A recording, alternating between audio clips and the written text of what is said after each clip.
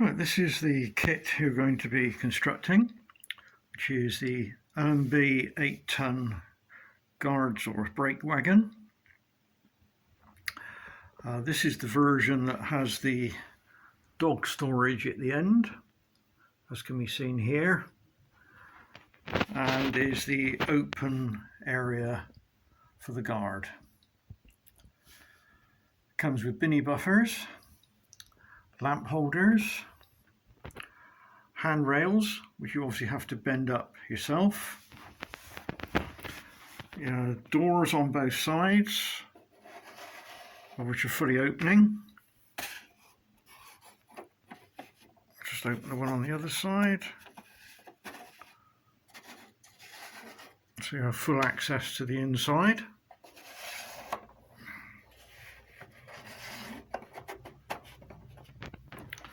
The roof is removable.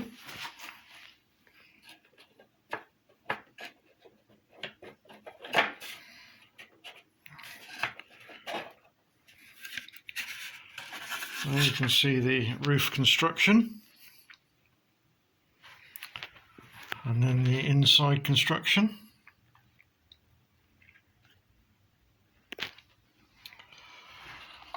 And then the underside uses two identical bogies, which again are constructed yourself. When it comes into focus, the bogies run on ball races on the wheel axle, also ball races on the rotation, and the actual bogie itself runs on two ball races between the bogie and the actual chassis itself, which you can probably just see in there, and there's another one there. That allows this bogie to give you that movement, but no side to side. The other bogie at the other end allows side to side movement, but no fore aft movement, and gives very free turning. This particular model I've constructed using binny nylon wheels. It can be supplied with metal wheels. The metal wheels I use are modified Accucraft Z3s, but they obviously come at a premium, so you have to add £18 on to the overall costs, because there's obviously two bogies. That's about all I can say about it, really.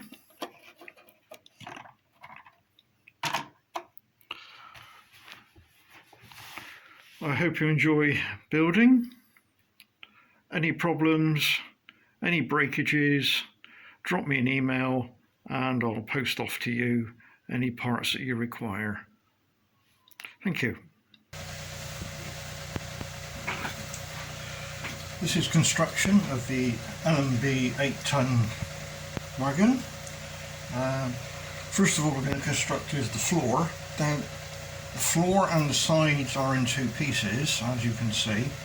This is due to the fact that my laser printer can only go up to A4 size, and this particular wagon is longer than A4. So we start off with the base. The base consists of two parts. They're labelled C, as you can see, and they have a small hole in each side. And they are pulled together using these eye sections.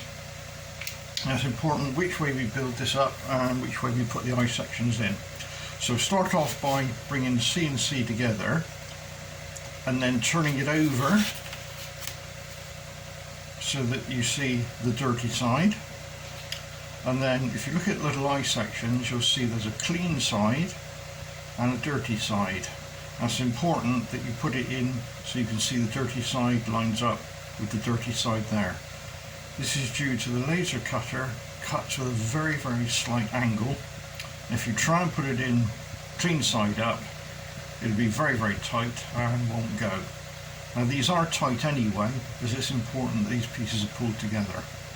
So line it up, drop in the first one, manoeuvre it around a little bit, and it will go down in, as you can see there. It's a tight fit. Do that on the others.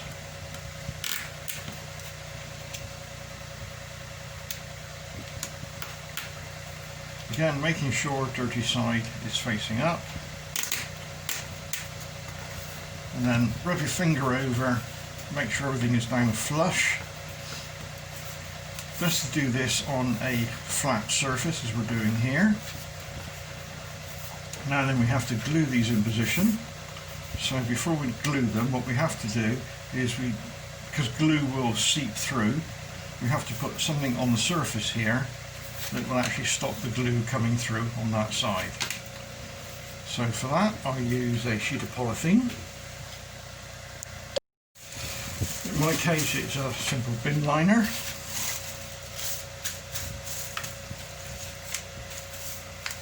And we use super glue for this. I use a normal super glue, it's industrial super glue. It's the runny one, it's a bit like water. So I'll just prepare that now.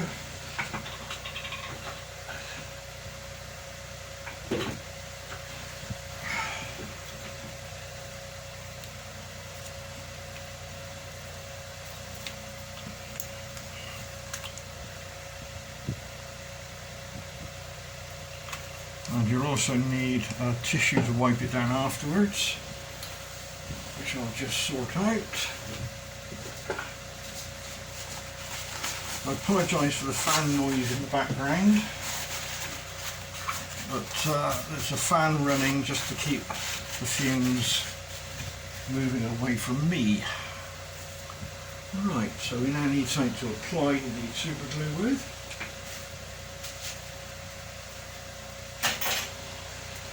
And for this, use a chopstick.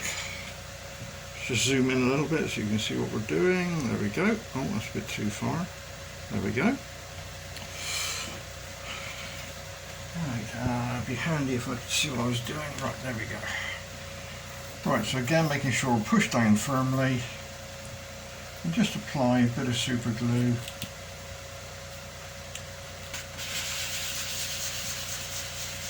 You keep the tissue moving, it won't stick.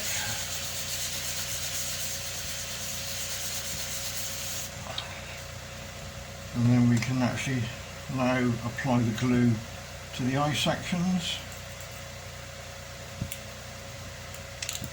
And again, with the tissue, give it a good rub over. Then keep the tissue moving. Right, now is a good idea to give it a slight sand. Using here, but it's just to take off the high spots. Just a gentle wipe over. Right, okay, I'll take it up. If it has stuck to the polythene, as you pull it up, it'll move away. And then on this side, we don't sand this side, no need to. Just rub your finger over and we should have a fairly flattish surface there. So that's the underside done. Now we can move on and do the two sides. The two sides are done in the same principle. So I put that to one side now. And the sides, I zoom back out, or zoom in, whichever you want to look at it. Now obviously there are two sides, a left side and a right side. Doesn't matter which we start with, but they are handed, as you can see. But again, they're labelled to make things easy so you don't put the wrong one on the wrong place. So we've got A to A and B to B. So in my case, I'll start with A. Put B to one side. Now bear in mind that it's quite thin in places between the cutout and the slot for the underfloor at the top, so it is quite easy to break it. Should you break one, drop me an email and I'll put one in the post to you straight away. So again, we use the same principle. In this case, I'll put the polythene sheet on first.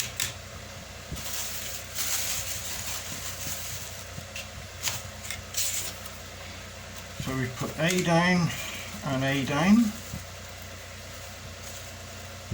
which is obviously the clean side, and then we turn them over, so we've got the dirty side. And again, we take the eye sections, clean side, dirty. We want to see the dirty that lines up. And we do exactly the same as we did before. Take your glue, super glue.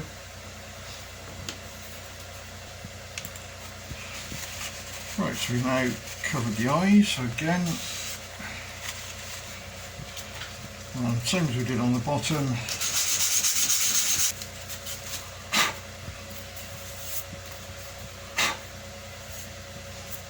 And in this case, you'll see I actually managed to cock one up. I actually managed to put in one of the eyes back to front, so we've got the dirty side showing. It won't matter because it gets covered up, but normally if you do that it won't fit in, so don't do as I've just done. So that's side A done, so we can put that to one side. And now we move on to B, which is the other side. So it's exactly the same principle. Put it around so you can see the lettering correctly. B's together, turn over the whole thing, add the super glue between the joints again.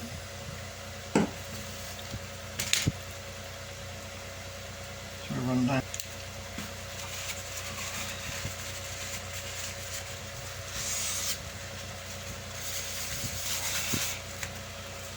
And I like sanding.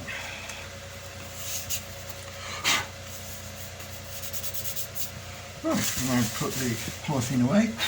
So that's done the bottom and both sides. So we can now move on to the next part of the assembly. Right, the next task is to build up the basic chassis. So we will need the three parts you've already assembled, which is the two sides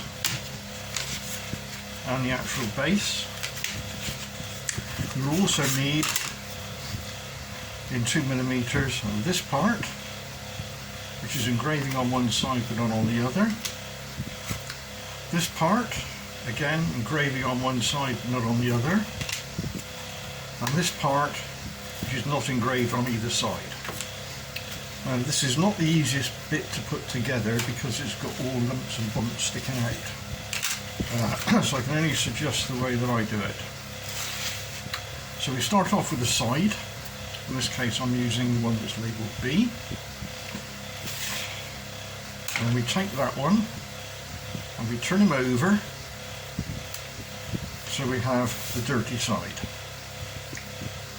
And then onto there we have to assemble all the parts. So the best way to start that is to drop in the one that's got the three windows in. Now it's important which way around this goes. It wants to go obviously at this end where the window is already, but with the engraving facing towards the outside, as you can see there, and that will drop in to that position there. And then we take the base, which we have here. Now the base will only fit one way. So we need to fit with the C, or the engraving, wants to go on the inside. And as you can see, it won't actually go, they don't line up. So what we have to do is to rotate it, and you'll find that the actual slots and the tangs all line up, as do the two there to go into that one. So line those up and pivot it up. As you pivot it up, move around the one on the end.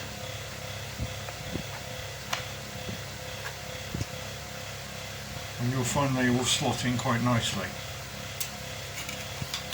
We then take, this is where you need four hands unfortunately, you then take the blank one that's got nothing on, and again you'll see there's a clean side and a dirty side. and we need to put the dirty side to the inside. So it's like that, and this one goes up the end away from the cabin. And you'll find that it drops in and picks up on the lugs. And then we take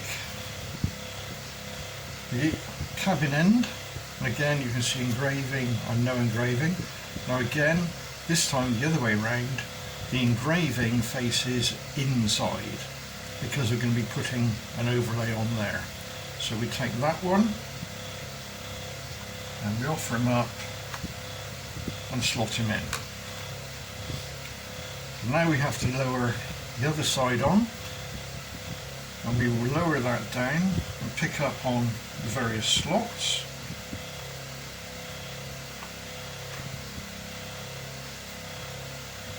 Just drop him down gently to start with.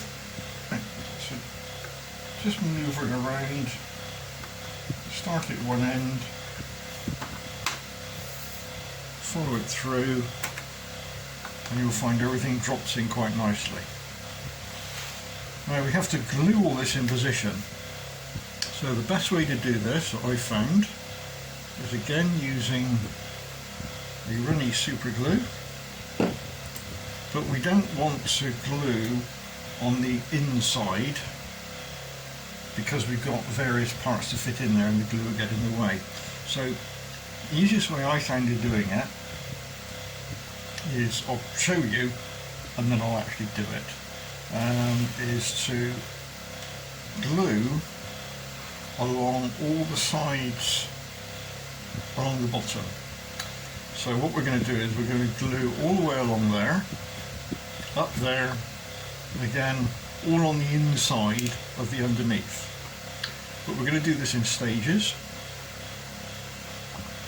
Now I can't show you me doing this because I can't get the camera into the angle, but you need to put it onto a flat surface, and then we'll start this end, keeping pressure on the end one in and pressure down so that everything is a nice snug fit. We're going to start to put some glue into the area in that corner. So just put a little bit of super glue into the corner. Again, keeping some pressure down and making sure it's pushed in firmly. So give that just a short period of time to dry.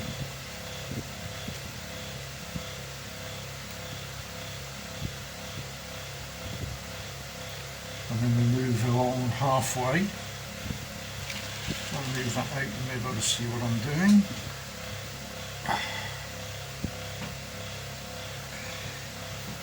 Right, so that's started to go off.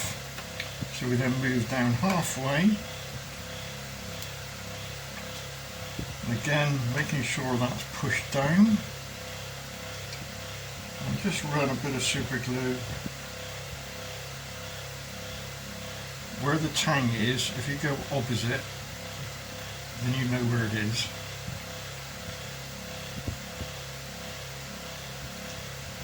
Again, keeping a bit of pressure down, move back along and pick up on the next one.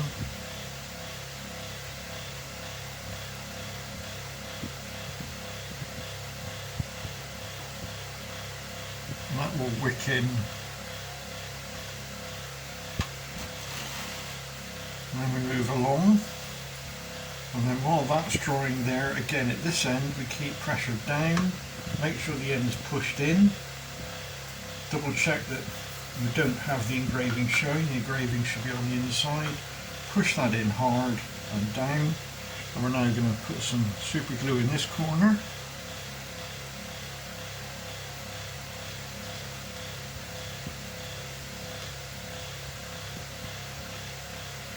While holding that firmly down, we're going to work our way along, and again you can see where the tang sticks through. And just put some down on the bottom bit.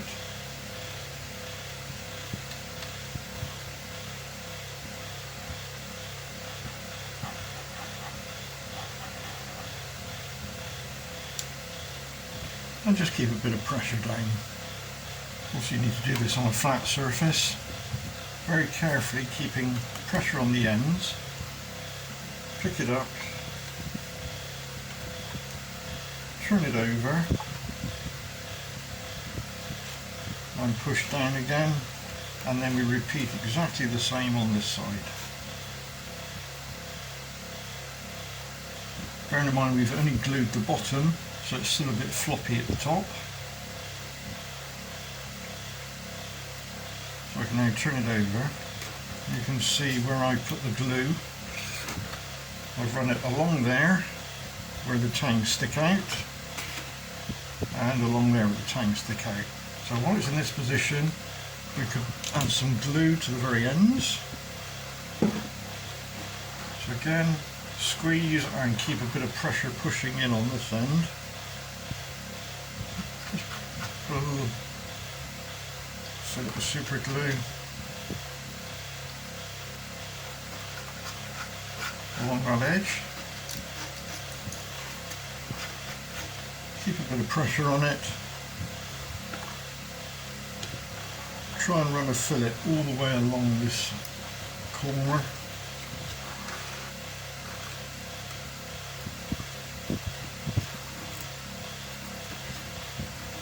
It soaks down inside. Spin him round, and we do exactly the same at the other end. Again, squeeze each side and then push in.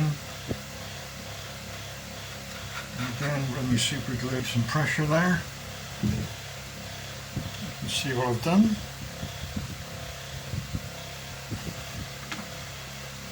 So now we can move on to the top part. Now again, the cabin end, we're going to add some glue on the inside, up each side. Don't do it on this side, otherwise you'll find when we drop the inlay inserts in, they won't fit. So again, you need to keep a little bit of pressure, so you can see it's a bit floppy still. I do this left-handed, so a bit of pressure.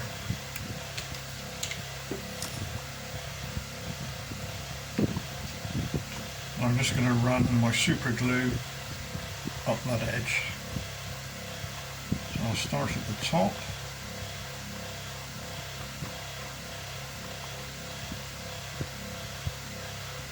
And I'll go where the tang sticks through. And then the bottom in the corner. And then one about halfway up the window. Using a cocktail stick to do this. And when you're happy that's gone off, we do the other side.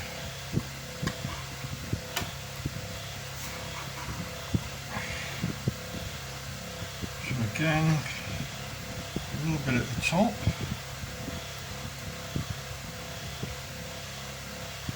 Where the tang sticks through. And down in the corner.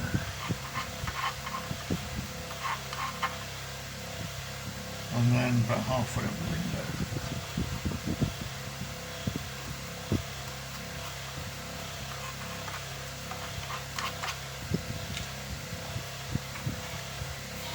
I'm happy that's dry. We then put some pressure. Let me describe this. We need to obviously make sure that that is now glued to the base. So the best way to do that is put your finger in there and underneath and push down. At the same time, just run some glue along the bottom.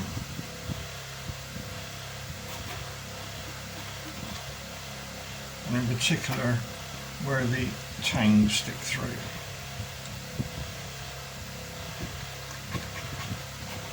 So that's secured that end, although bearing in mind this one is still not actually glued in. So we can now move down to the other end, and we do exactly the same thing. We keep, let's turn it around a little bit, so I'm not left-handed, right. So we keep, obviously this one is loose. We want to keep pressure in that direction and that squeeze at the same time. So one finger there and squeeze in. And again we run the glue up each side and along the bottom.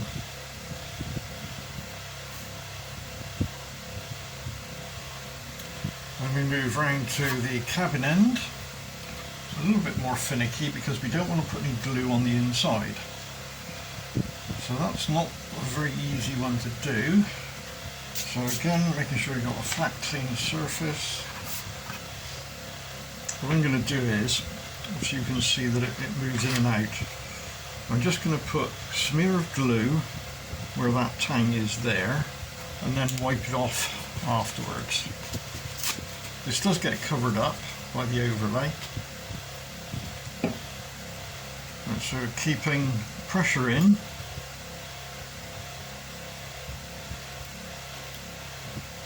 Let it soak in.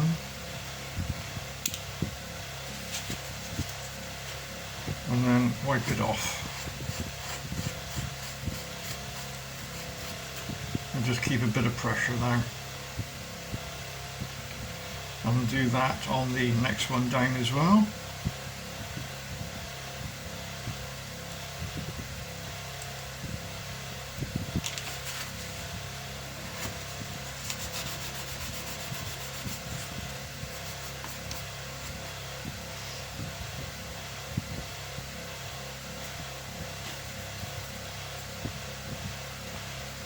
Let me turn them over. I do exactly the same now on this one.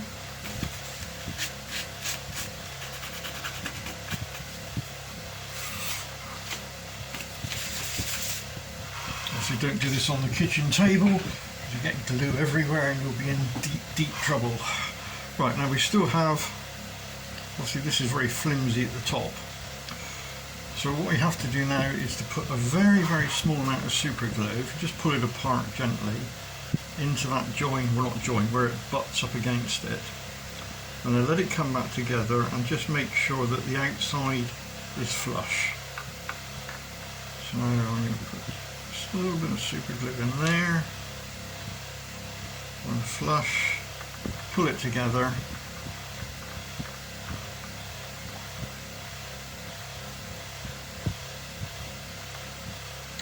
And then remove any excess from the outside. Let me do that on the other side.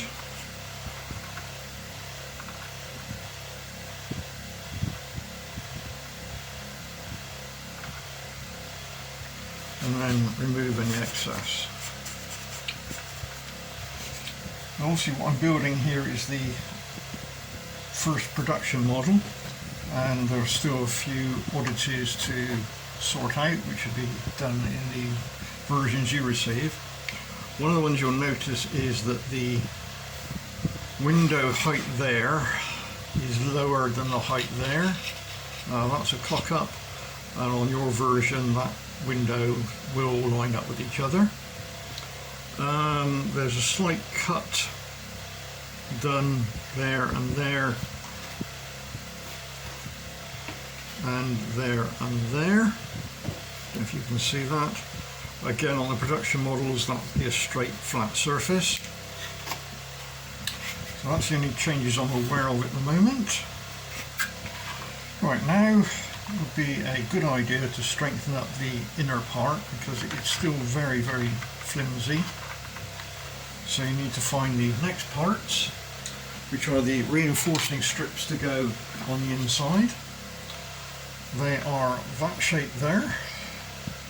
Again, we have a clean side and a dirty side, and they drop in, as you can see, over the opening. So there is no alignment apart from the alignment of the big square hole. So I found best if you put the dirty side against, do a strength. Now, as you can see, there are some slots along there and two there. What we don't want to do is to fill those slots with glue, and for this purpose we don't use super glue. We actually use some white PVA glue because we want to be able to move it around. So when we glue this in position, it's best probably to put the glue, I'll do it in a moment, along the top so we miss the slots, and then on this part put the glue down the sides. So we're just going to put a few dollops along there.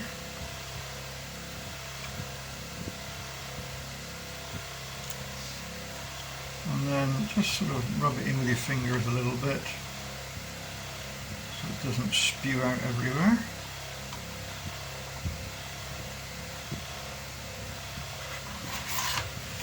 Now I'm going to put some down here.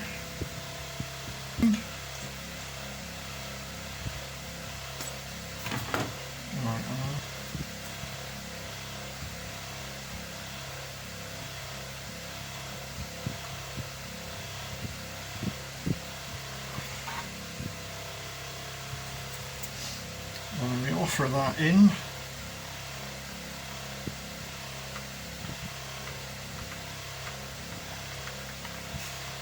It will live flush on the top by pushing it down. And we just need to have a look on the inside edges to make sure that it lines up. Again, double check.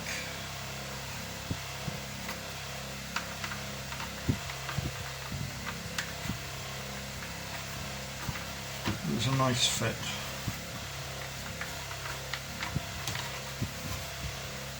And you've got no overlap. And then just rub your finger gently up and down the sides to remove any excess glue. So I've done that. I'll now go ahead and do the one on the other side. And while we're doing this, be careful not to knock off the stretcher supports. Can be done very easily. Right, that's in a good position. So at that point we put that to one side to dry before we move on to the next section. Right, the next task is to start to fit the overlays on. This is all a bit tricky because they're all very thin. So we'll start off with the thin one with the big hole, and obviously that goes on the outside. Where are we? There we are. So we're going to glue that onto there. Now how do we align it? We align it using our fingers.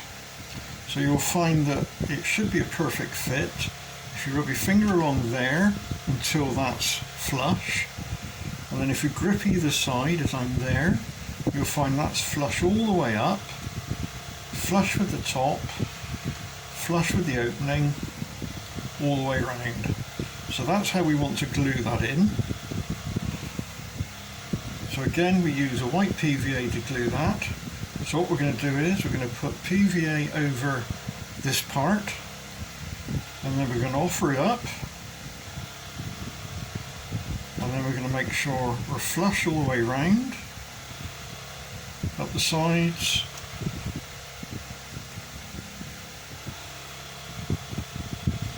along the windows, and across the top. Being PVA glue, again, we'll be able to move it around. So that's what I will now do. So again, spread it around with your finger.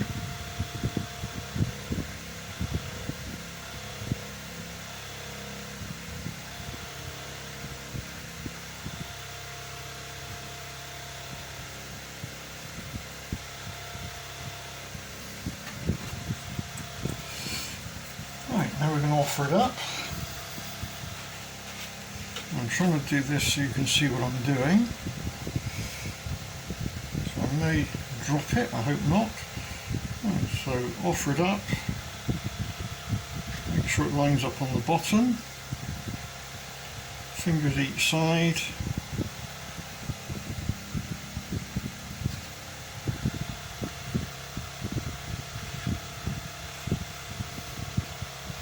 Along the cabin, up the sides, across the top, and a gentle squeeze, and you're happy that it's all lined up. Just rub your fingers up and down, and pull it into the position, and across the top.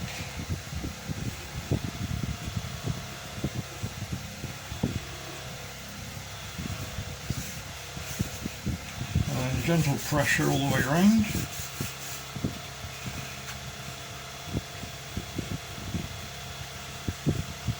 Again, keep checking it all lines up. You'll find the slot should line up.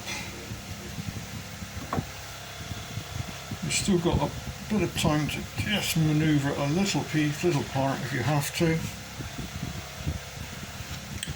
And then remove the excess with your finger. So that's that overlay done. Now you may need to use a small knife blade to remove any excess glue that's oozed out. So to do the overlay at the other end,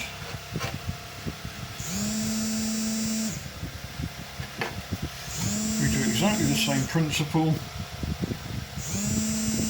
Do a dummy run first of all that it fits. Smooth along the bottom.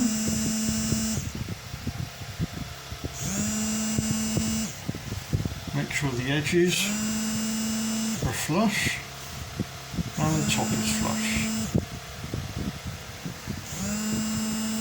So same principle, take the glue,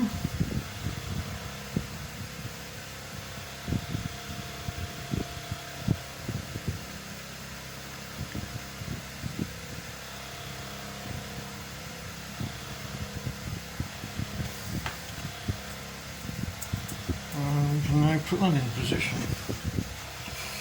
So again, keeping the edges of your fingers, line it up,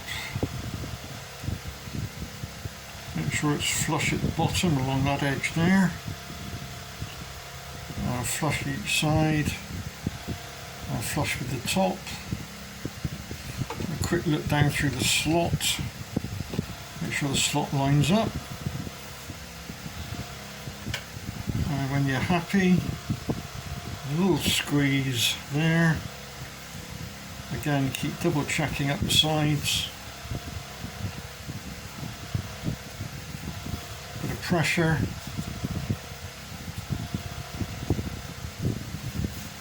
Keep checking.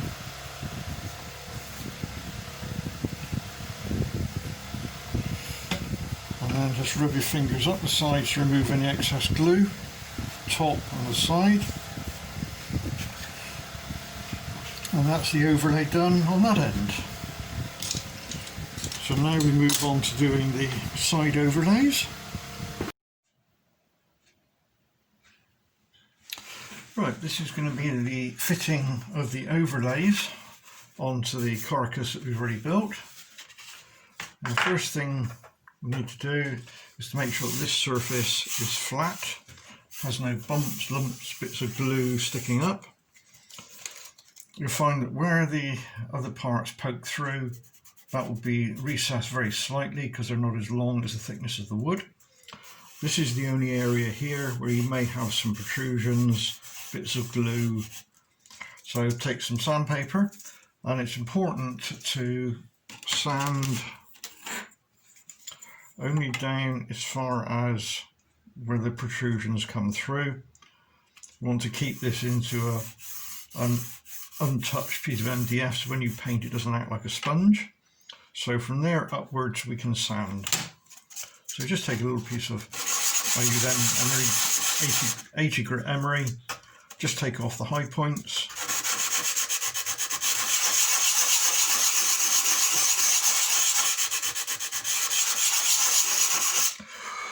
Wear a mask when you're doing this because MDF is not the nicest material in the world. Right, so having done that, we now need to do a trial fit with the overlays. The overlays is handed and it's pretty obvious which ones go where. You'll find that there's a small one and a large one. They're not in one whole length because, as I said before, my laser cutter is limited to A4, so I have to do it in A4 sizes. Now the best way to do this is to start off with the long one, and we need to line it up with the top surface there and the end surface down here. Hello? So flush all the way around. So we're happy with that one. So now we put in the second one, which is the smaller one, and that butts up against the first one. Again, we use the same principle with the rule. Well, I think I'm there now.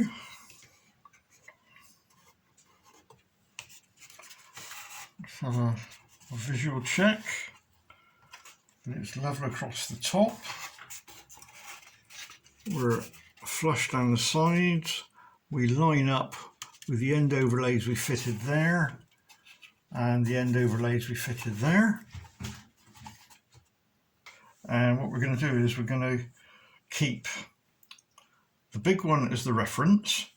So if you take one of the clamps off now and just clamp it onto the small area there, we know this one will now butt up against this one.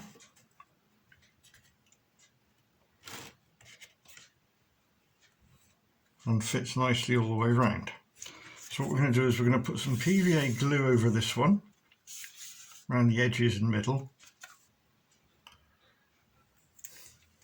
And then just smear it around with your finger.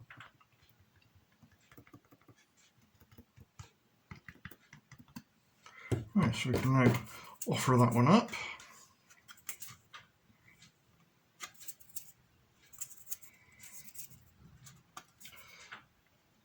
So as we said before, we go in, push it up against it, make sure it's in line, and drop it down.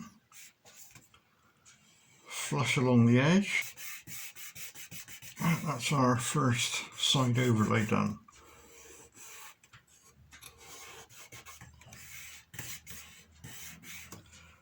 And just move the clamps just to hold it in location. So we can now move down, and now we can do the other end. So again, we do the same principle. We'll put some glue over it. I'm going to work a little bit quicker on this one because it's a bigger area.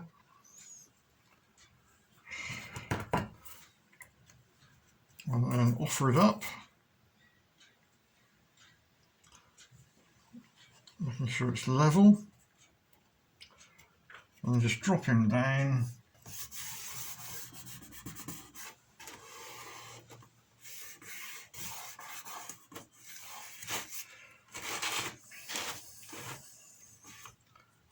And then with a knife blade, you need to go around and remove any excess glue. Right, put a couple of clamps on.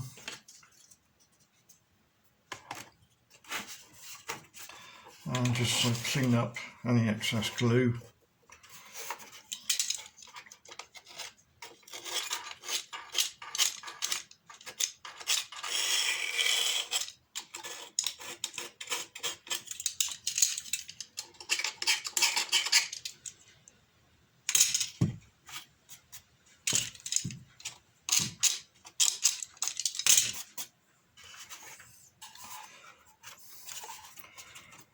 Right, so leave that to dry for a short while, 5-10 minutes. You can remove the clamps.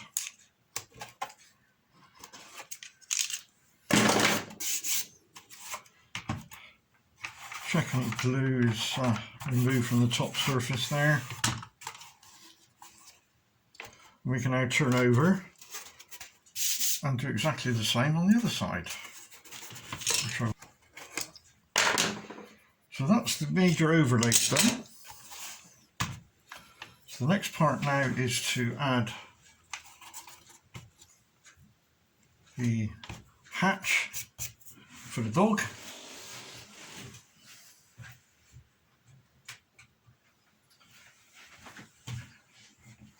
Now these hatches are quite fine, very easy to break. When you get them, you may find that some of the holes aren't fully pushed through, and the way to do that is to use a cocktail stick, which I'm looking for. There we go. Just use a cocktail stick and just gently push out any of the holes that aren't there. Do a trial run. You've got a dirty side and a clean side. Also, you want to see the clean side. You'll find that that will just drop into there. Also, you need to glue that in position.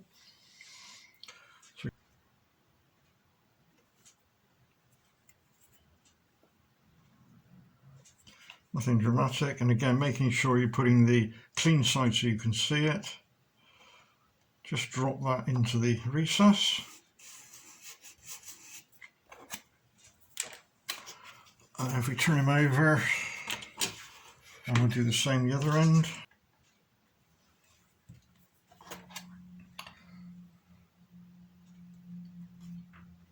And just drop him down in. That's the doggy cage done. Right, now we can move around to the cabin area. Now what we have to do here is we want to add some detail inside the cabin. And what we have are, or what we have is a floor.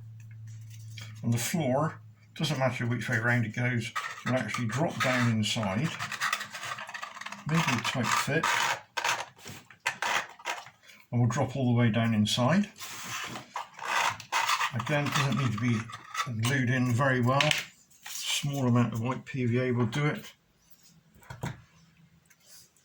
And then put them in and push him down. Put that in. Then we have the door. Now the door fits, slots in, and you'll find that everything lines up. The window area, and it's pushed down firmly onto the actual floor itself. And you'll find that self-aligns. So we'll add a little bit of glue to that. Again, not much is needed.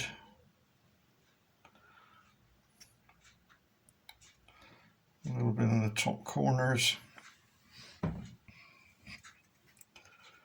Again, spread it around a little bit.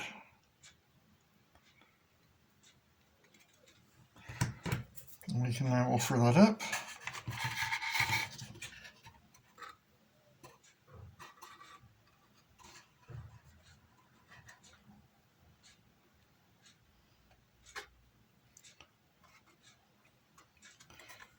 A little bit of squeezing.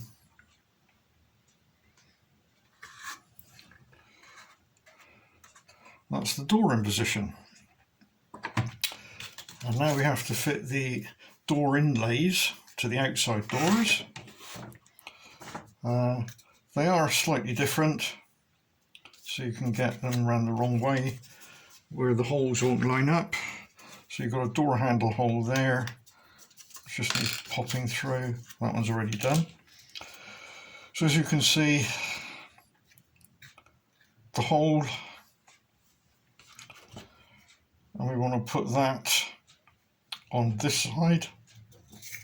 So it goes round, so the holes line up, and then it goes on the inside and drops down, sits on the base, and that will be flush with the top. So we just do that one now. Again, a small little bit of glue.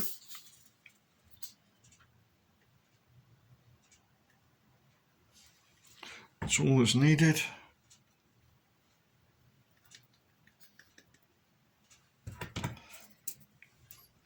And we can drop him in.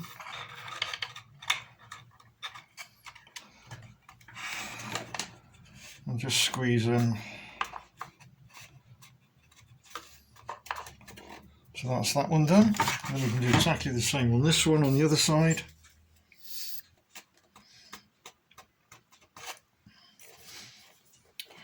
So that finishes the cab area. So now's a good idea to fit the actual internal strengthening trusses, for want of a better word, so that it stops that movement there. It's a little bit fragile. So we have some sections that drop in either side of there, which I'll just get, and we'll fit those next.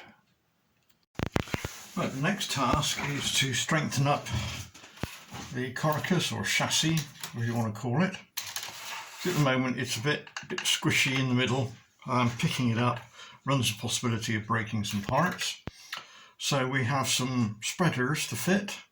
There's two of these, and they're fairly identifiable with slots in the top. The slots are to accommodate the roofing structure, which we'll come to after we fitted these. Now it's very obvious where these go in.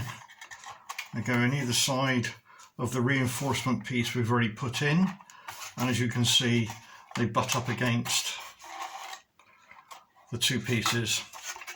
And we have another one which goes at the other end, and again that butts up against the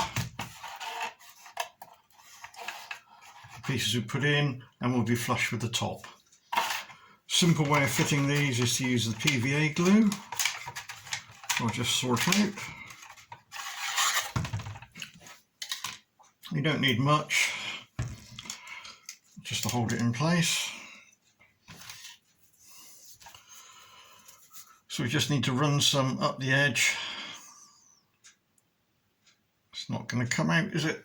Okay, so we have a blockage on my PVA.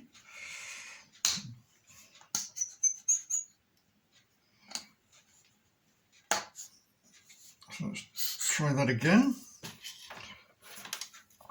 So we just have to run some PVA glue up the edge. Doesn't need an awful lot.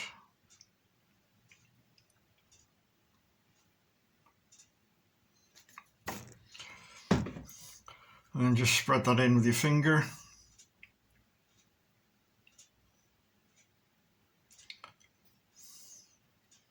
And then we can offer that in.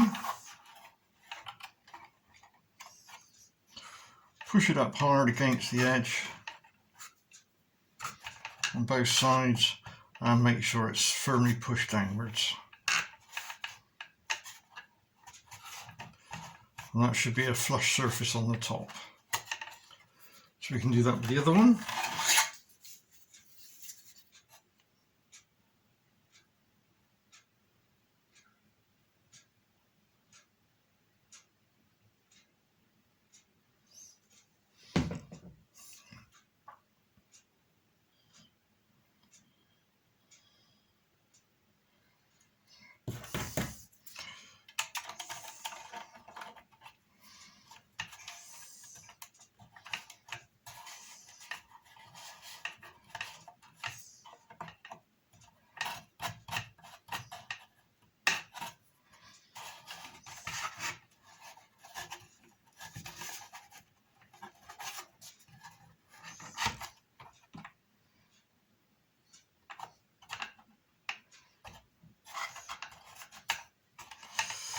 And I've knocked that one out of place. There we go, that's better.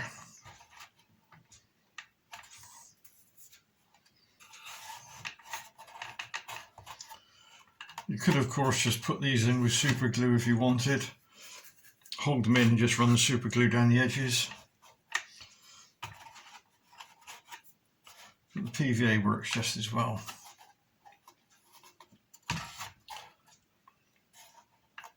And that makes it very, very rigid now, should you want to pick it up.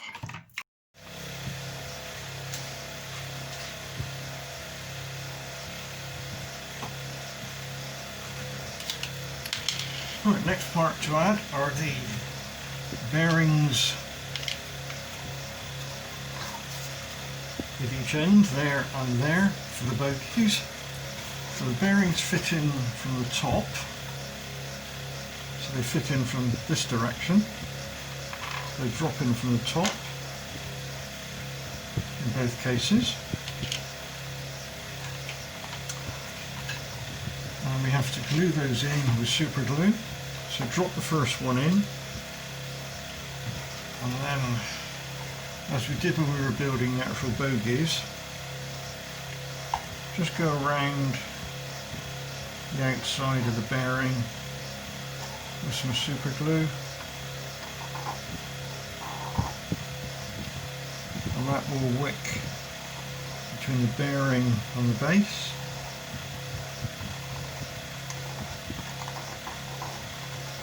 I need to go overboard with the glue, and we come down to the other end. We do exactly the same. Just drop the bearing in, around with the super glue.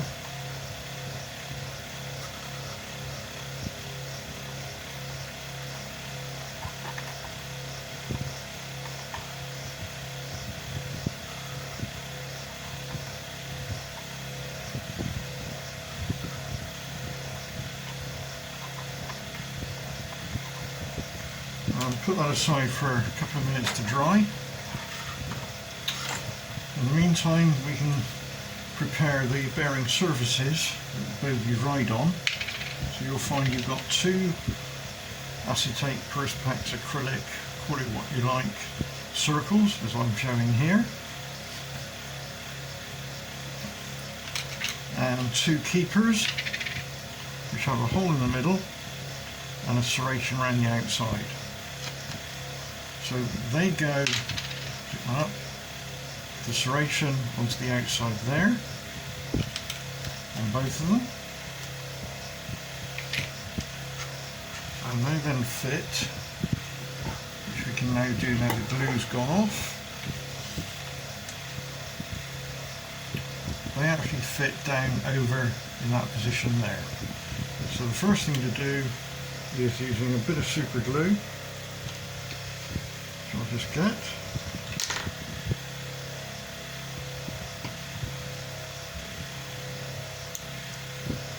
And put a bit of super glue on the recess. Just a couple of places will do. And then push him in. Just hold it there for a few seconds.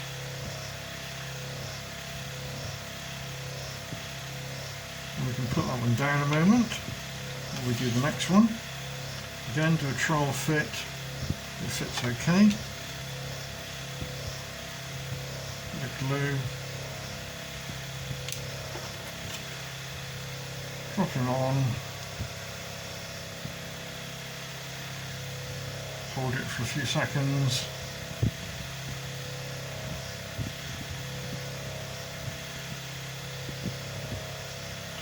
And put on there. Right, back to the first one. Again, we'll do a trial fit. It should drop over the bearing and self-center itself. So we have to glue that in position. So we run some super glue now around the plastic and where the join is of the wood and the plastic. And turn him over, drop him over the bearing and push the whole assembly down.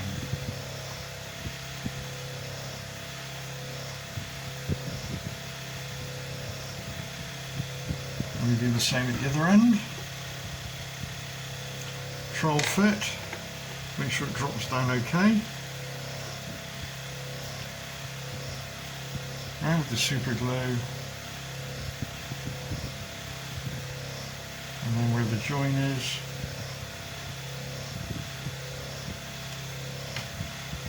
drop him on the bearing and push down firmly.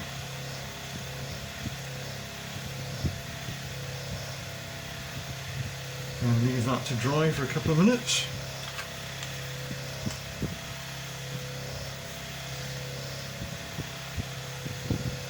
The actual plastic acetate is the surface that the ball racers rotate on when you actually fit the bogies. Gives it a nice smooth turning surface. Right, so that's that part done. The bogies are the last thing we fit. because they sort of tend to move around a bit and can get knocked, and yeah. So now we will move on to the next section, which I think is going to be the roof.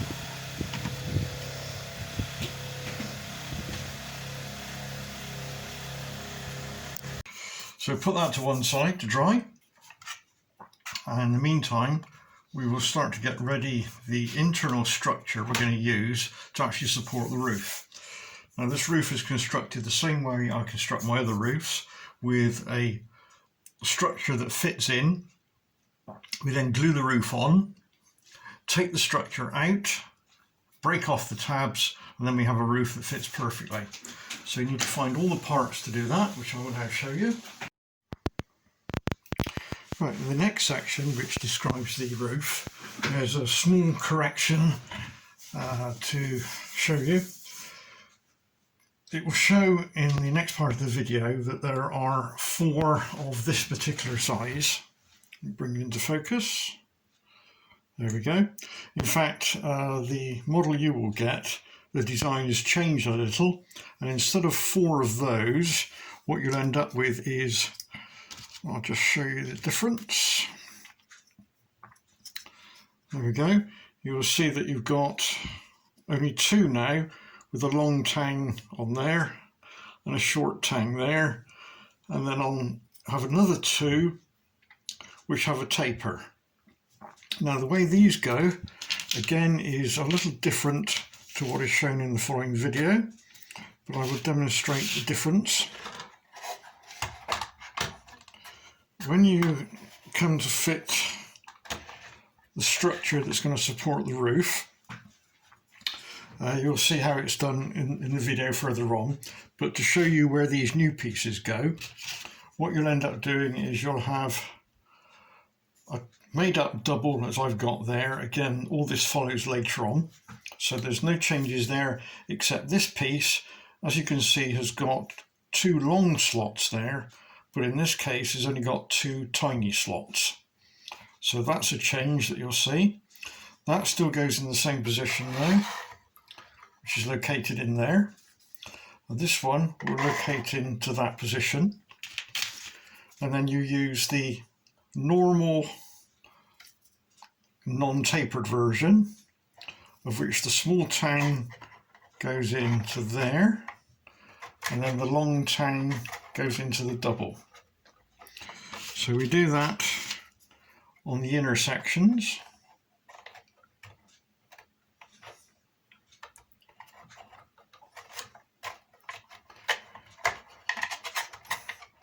As you can see, as I've done there. Let me just get those in.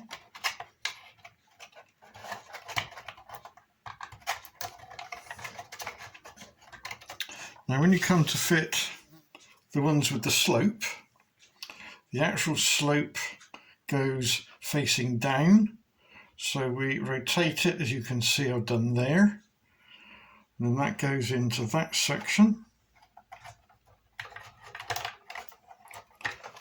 And then into that section there.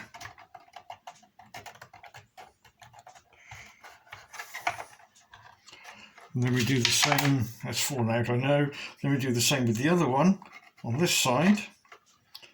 I'll just lean in there for the moment. So you can see we have the slope and we rotate, and then that drops in to the end one there. Now I'll just assemble that and hold that up to the camera so you can see exactly what I've done.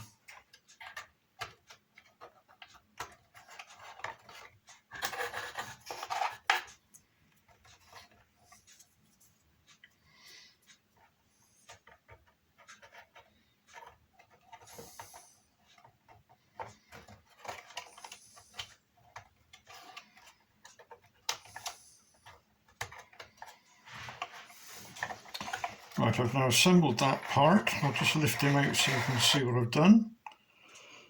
So hopefully that gives you an idea of the change. The actual video you're about to see showing this part assembled doesn't show it with the 2 sloping pieces. So that's the only change to take into account. Thank you.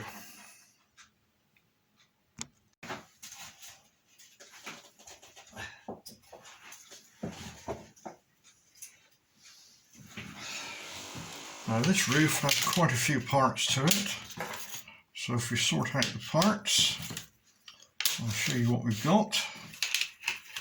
We'll do a dry run and then we'll do a glue run. Right, let's try and get these in the way that they'll fit, which makes construction a lot easier. So bear with me while I line all the parts up.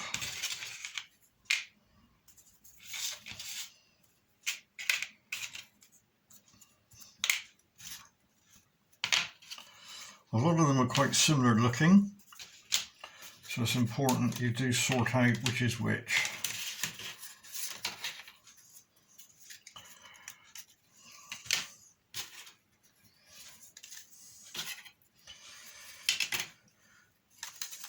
Right, okay, so I don't know if you can see that on the video. Yes, that's good. Right, we'll move the, if you have your carcass in the position I've got it now, with the guards room that end, so just put that to one side, which I will do because it's in the light at the moment, and lay out 4 pieces, long ones that we got here, with the small notches cut to the left hand side, and then you've got 4 short ones with the longer tang sticking out to the right hand side, and then we'll move on to the actual supports that go in the middle. So with the parts laid out, the first things we have to do is to assemble or glue some of the parts to each other. So we have 1 on its own, 3 identical ones, 2 identical ones with slots in, 2 identical ones with slots in, and on the very end we have 3 with no slots in. So the first thing we have to do is to join these 2 together to make a sandwich. And it's important to do a draw around first of all, so push down onto the flat surface, onto a flat surface, and check the holes line up with each other. Now when we glue these together, it's important that we only glue this surface here. We don't glue the legs, because what we have to do is, when we've built it, we'll be pulling those away in each direction along the break line. So the first thing to do is to add, and what I do is that we've got a dirty side and a clean side and dirty, is to put the 2 dirty sides together. So just a small amount of PVA glue. Try not to get it into the slots. Just smear it on with your fingers.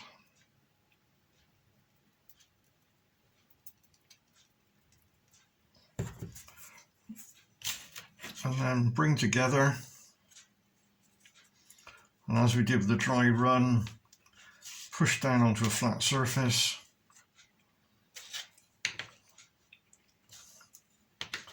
all the way around, and make sure the slots are clear so you can see through them. So that's that part done. Obviously it will be a flush surface on top. So then we move on to the next sandwich to make up, which is this pair here. Again, do a dummy run, dirty side to each other. Again, try not to get too much where the slots are.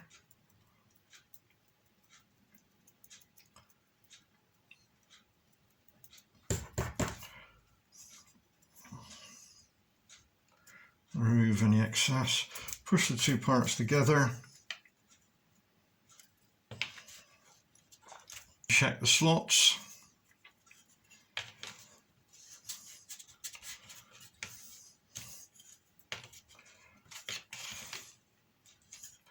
to make sure the slots are clear. If you take one of the pieces with the long cutout in it, as I've got here, and just push it in, let it clean away any glue that is in the slot. Do that from both sides.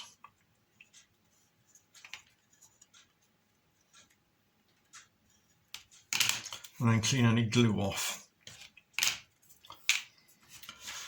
And then we move on to this particular sandwich one, which is 3 pieces.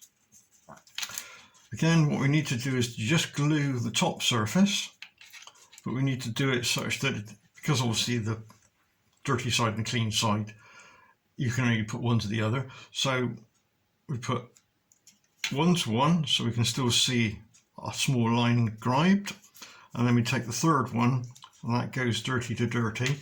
So we've made up a 3 sandwich where we can actually see a line on both sides. And again, we use the same principle on a flat surface at the bottom and on the sides. So keep moving it around until we've got a nice flush fit. So the first thing to do is just do it with 2 pieces.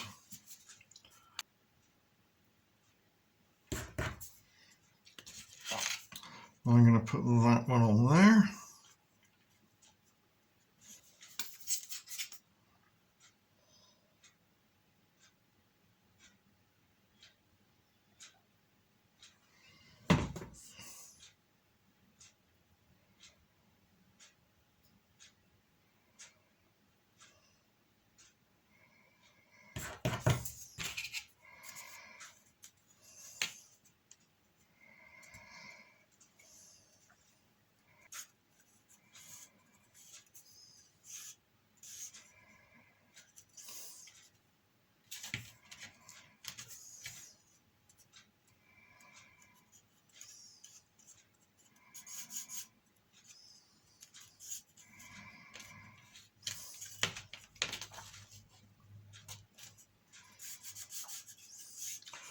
So that's made that part up.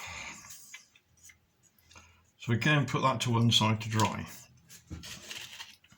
Now we can start to assemble it into the actual structure itself. We take our carcass. If you have it in the same position I've got it here, we take the one piece, which is the single thickness one with the scribed line, and we fit that or slide it down into that end there. And we take the 3 with the slots in, doesn't matter which way around these go. So one goes in up against that member, one goes in there, and the third one will go approximately in that position. It'll only be set by the other parts as we put them in. This is all a bit finicky and things will move around, but it will all become clear as we start to build it up. And then we take the double one, and that will go in there. We won't worry about the others at the moment. So if we take our first long one, you'll see there's a small slot, a big, and a tiny at each end. Now the way these go in is if you start at one end, slot them in, slot the middle one over, and the next one,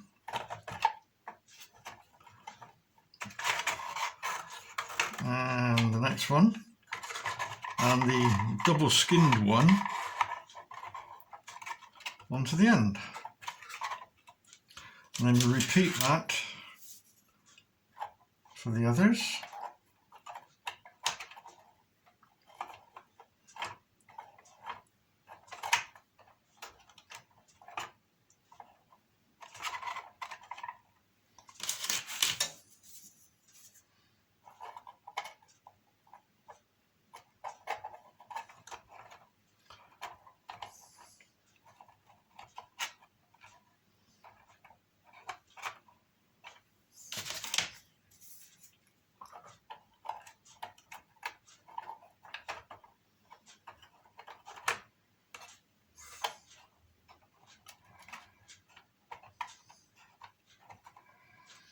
So that makes that part of the structure.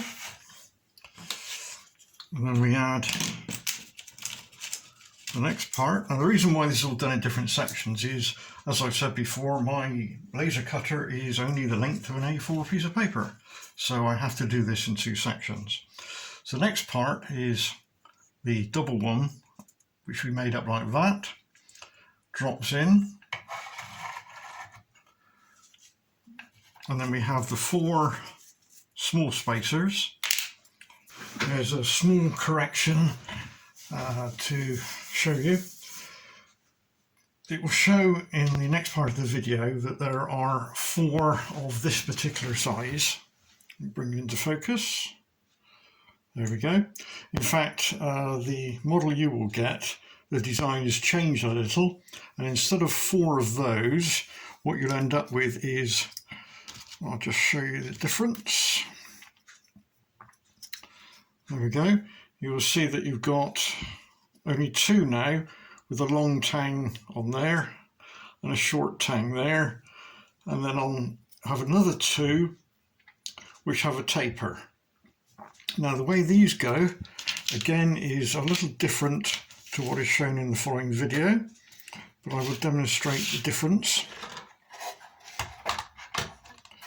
When you come to fit the structure that's going to support the roof, you'll see how it's done in the video further on, but to show you where these new pieces go, what you'll end up doing is you'll have a made up double as I've got there. Again, all this follows later on, so there's no changes there, except this piece, as you can see, has got 2 long slots there, but in this case has only got 2 tiny slots. So that's a change that you'll see. That still goes in the same position though, which is located in there. And this one will locate into that position. And then you use the normal non-tapered version, of which the small tang goes into there, and then the long tang goes into the double. So we do that on the inner sections.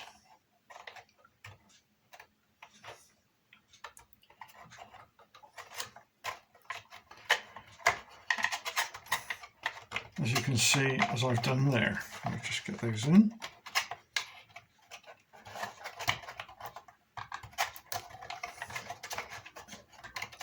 Now when you come to fit the ones with the slope, the actual slope goes facing down. So we rotate it, as you can see I've done there. And then that goes into that section. And then into that section there.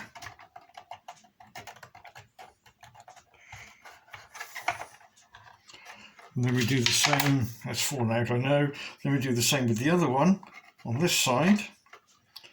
I'll just lean in there for the moment. So you can see we have the slope and we rotate, and then that drops in to the end one there.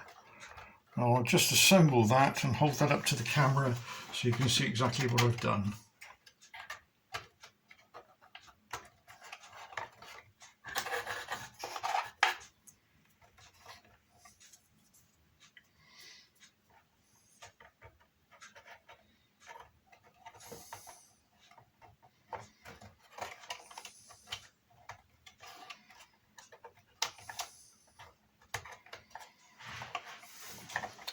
Right, I've now assembled that part. I'll just lift him out so you can see what I've done. So hopefully that gives you an idea of the change. The actual video you're about to see showing this part assembled doesn't show it with the 2 sloping pieces. So that's the only change to take into account. Thank you. Of which we've got a long one and a short one. The short one goes in to this section here, and the long one goes into the double one there. And we do that all the way along. probably easier to put the double one in first.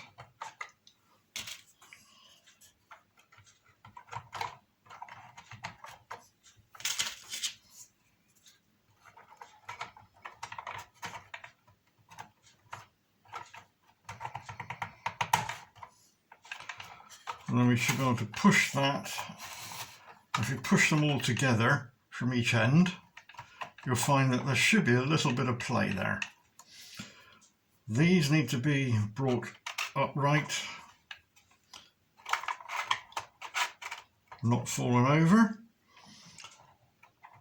and check the middle ones are also upright. And again, by pushing in from both ends, we've got a little bit of play. So now we have to super glue these joints, but not super glue any of it to the carcass. So we got our super glue ready.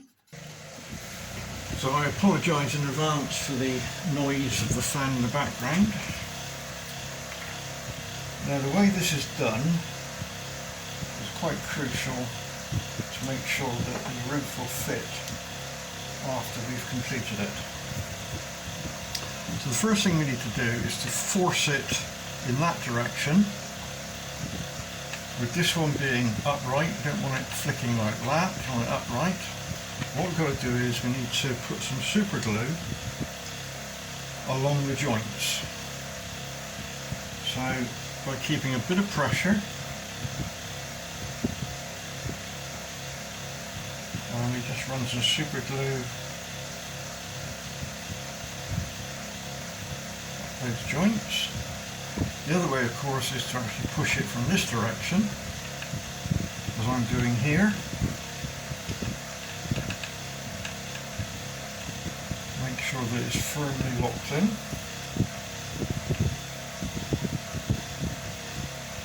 You need to put the glue on both sides so it well and truly wicks in.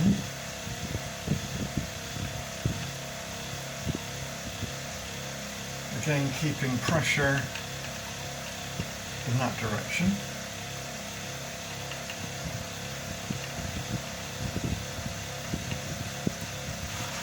I'll just hold that there 10-15 seconds to make sure the super glue has gone off. Then we can move on to the next section, which is this one here. And again, we do the same thing, just make sure it's pushed down. This way we don't have to worry about left-right movement because it interlocks itself in.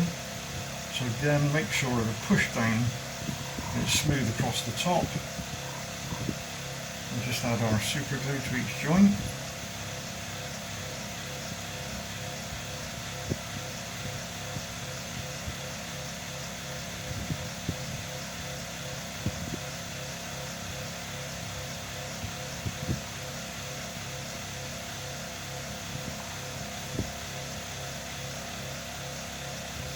I think that's all of those I've done. Then we move to this part here, the next one. Now the next one, it's obviously you can move it left and right because the slot's quite big. So it's important that this piece is pushed that way. So it's away from the actual cross piece underneath. So we need to get a little bit of pressure on there.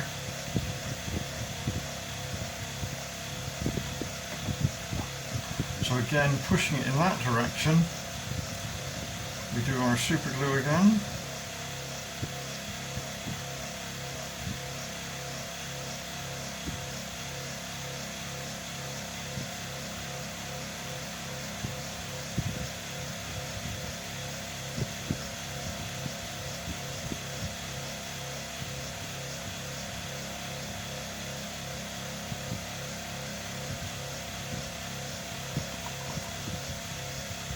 And we move to the next one. Now this one, again, it's got some movement. It wants to go in that direction as far as possible. So we're pushing it now that way. So again, we use the same principle. Push it away.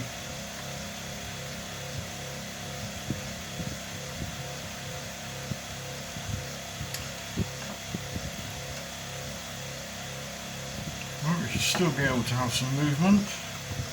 left and right. So now we move to the double jointed one. Now again, we need to keep some pressure in that direction so that there's no gaps there. And again, we add our super glue, and obviously our super glue needs to be added to the other side.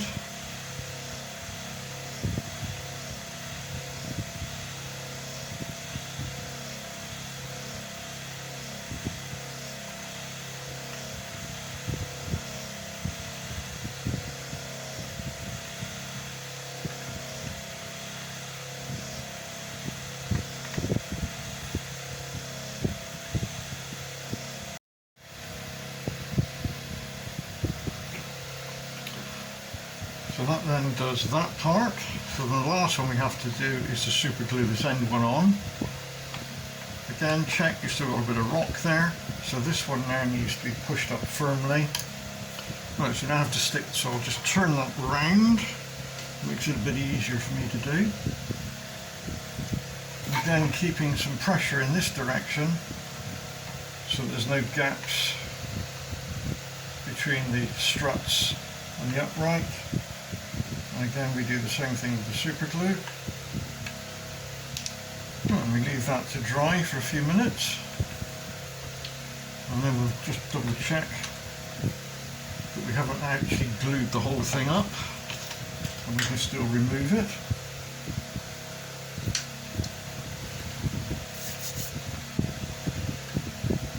There should be a little bit of movement backwards and forwards.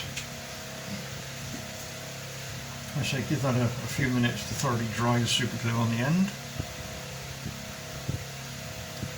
And then just to confirm, you should be able to take it and gently slide it up and down. Don't take it out for the moment though, otherwise you run the risk of breaking off the supports, which you don't want to do yet. So that should sit down firmly into the chassis with no rock at all.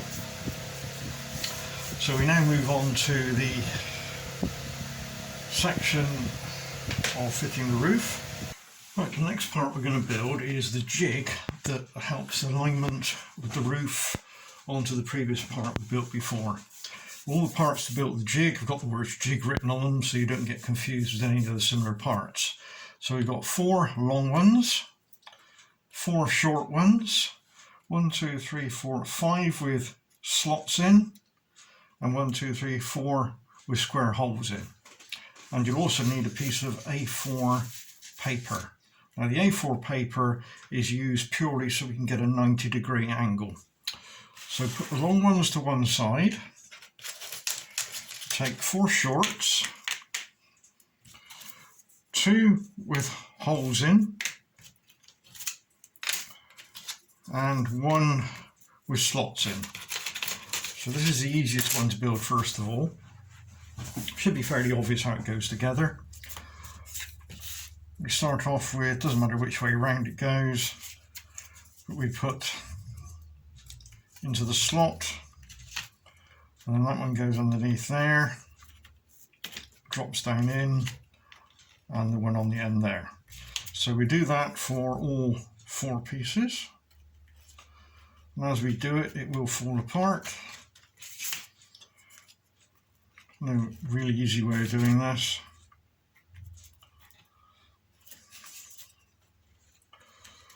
Unless you know otherwise. Always looking for easy answers.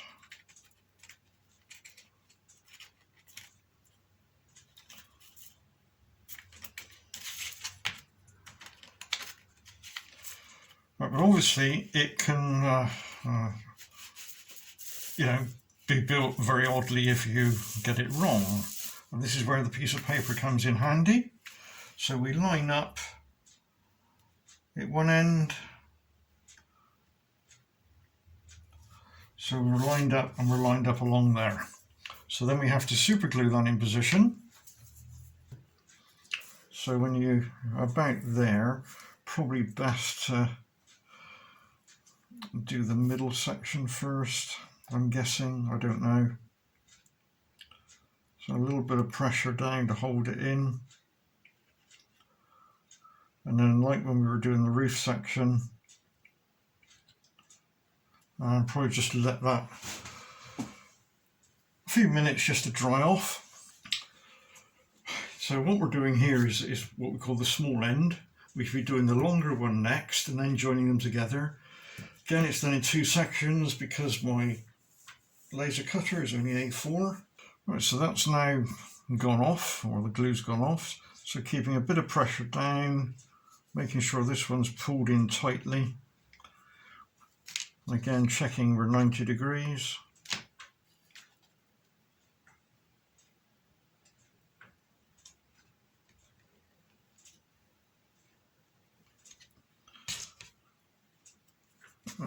We can add the glue again.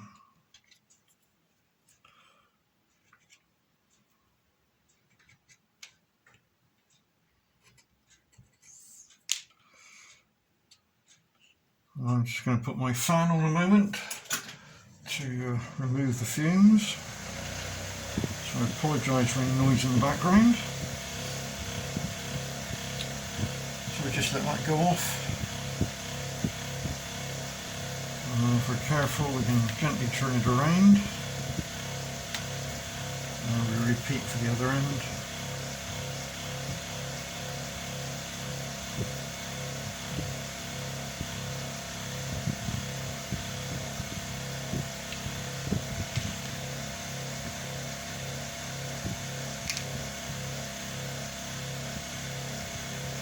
Make sure it's pushed in.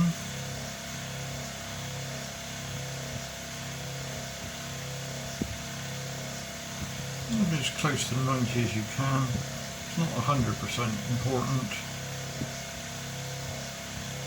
So we then put that one to one side, and now we repeat this now for the longer one, which is a little bit more difficult to do because there's lots more of them. So again,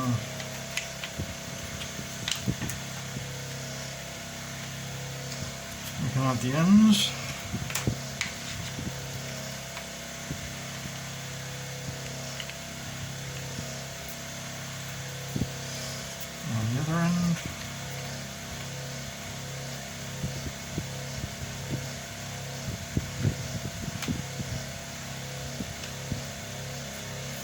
Again, we use our piece, again it can be built off-handed. I would do the inner ones first of all. So, a bit of pressure down, double check that you're at 90 degrees. Make sure that there's no glue sitting up proud.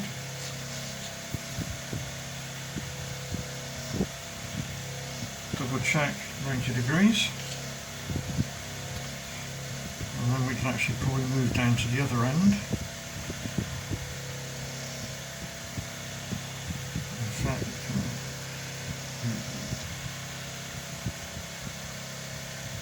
it's actually a bit like watching paint dry at the moment.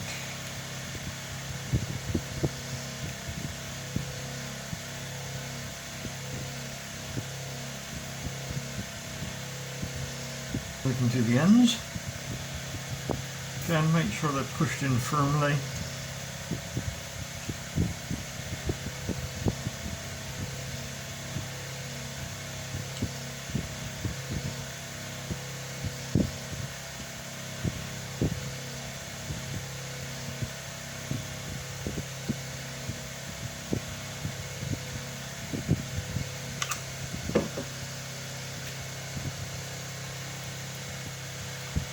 Turn around gently. We can do the other end.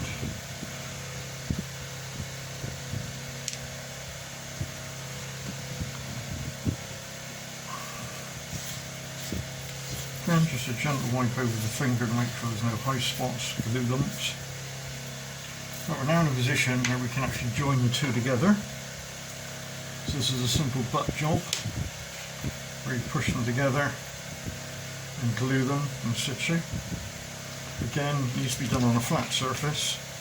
We don't want them glued in that sort of position or that one.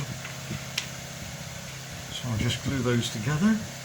In this case, I'll use the super glue. I'll just smear a little bit along there.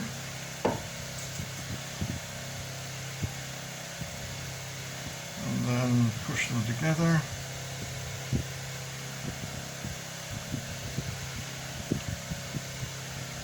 Also, you can use a PVA glue if you wanted.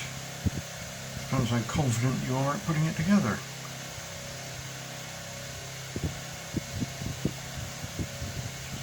Right, now before we do anything else, that really does now need to be left on a flat surface to dry, because we're going to be putting a lot of pressure on this when we actually come to glue the roof on. Right, now supplied in the kit is the roof. So there's our roof. Now the roof is already cut to the right size and has 2 lines scribed each end. That line is halfway and about 10 meters long. So the roof will sit on the jig.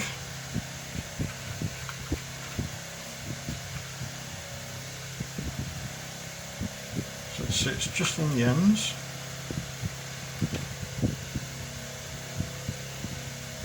In my case, I've made the jig a little bit too long, so on your versions it will be the same length as the actual roof panel itself. And we should be able to push down, as you can see, and it will take up the shape of the roof. But we have to do that with the wagon sat on top. So before we can do anything on there, we have to prepare now the rest of the structure to support the roof. Now this part, which we did before, stays in there on its own. If you remember, we did a 3-ply version which goes at the very end here. We've got to hold that in position because it can wander around. So that drops down, and what we need to do is just put a little bit of tape around each of those joints there, or you can put a clamp or a clothes peg. I'll use a clothes peg. Right, so I've just made some clothes pegs. So quite literally, you put a clothes peg in there,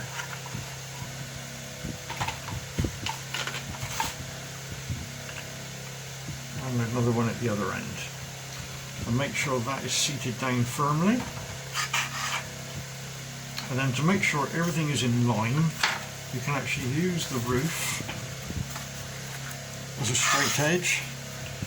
And you should find that it sits quite nicely all the way across. So the next section we have to do is easier if I set it up and then move the camera to show you what I've actually done. So we'll start off by sitting our jig on a flat surface. We then apply our roof to the top of the jig and set it centrally, so there'll be a little bit of overhang each side, but there shouldn't be any overhang on the ends.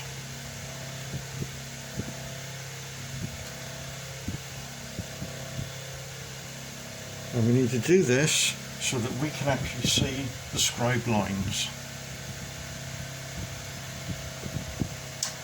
And we take our wagon with the supports already in it, and the end one held on with the clips, but hold it this time so it doesn't drop out. And then we position it onto the actual roof. Now what you have to do now is to manoeuvre it that way and that way until the actual lines line up. So for that I'm going to have to move the camera. So let's move the camera. As you can see in there, we have the lines to line up. So we move that across until the 2 lines line up. And then we do that the other end. Alright, there we are. It's coming into focus. And we need to move that until that line lines up.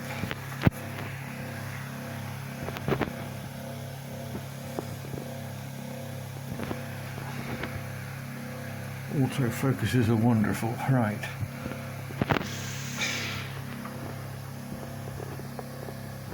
Where are we? There we are. It wants to go a little bit more.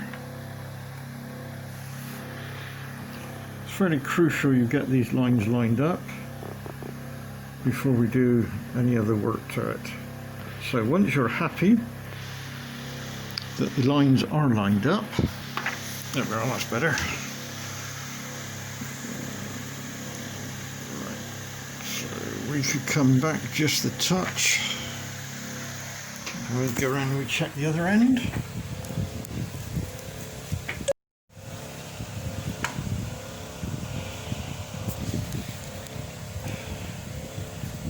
So we need to manoeuvre that one slightly.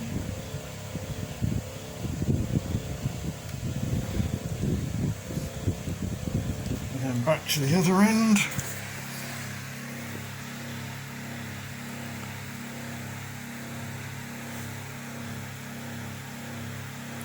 So we keep doing this until we're happy that it's in the middle. The other part that's important is that the distance from there to there, i.e. how much overhang of the roof, is the same from that end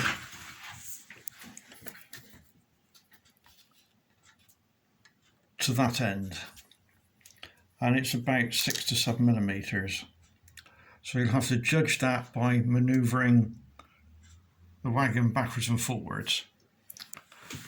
So having then got the centre lines lined up and equal distance left right, we now have to put pressure on the wagon to push it down. Now the way I do this is with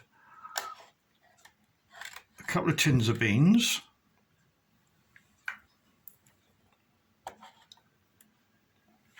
as you can see, and then I apply a very heavy weight across the tins of beans, which I will do and then show you. In my case, I've dropped a very large toolbox over it, and as you can see, that's now forced the roof section down and is taken up the correct angle.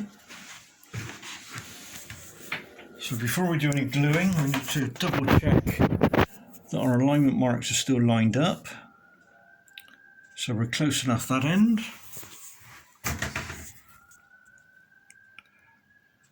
And we're close enough that end. So now we have to start the gluing process. Now the way I do that is by using the super glue, which I'll just get.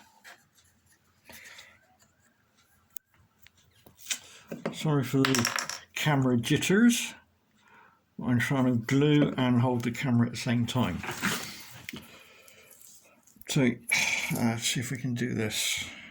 What we need to do is to put some glue in that location there. You can see what I'm doing. And we do that on each and every former. And then try and take it down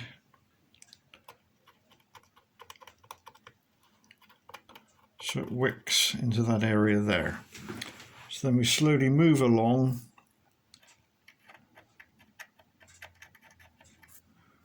and we do that in all the locations.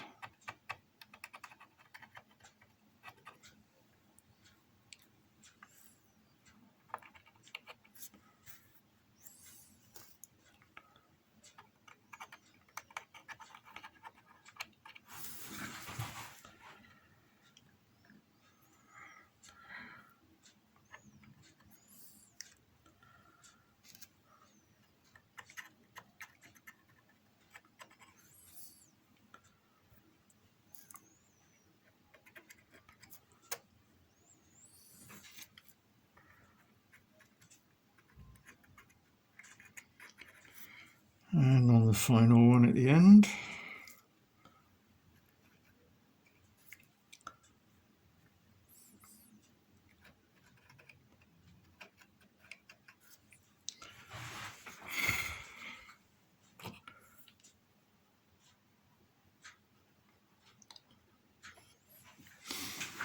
And then we need to do the ends in the same way.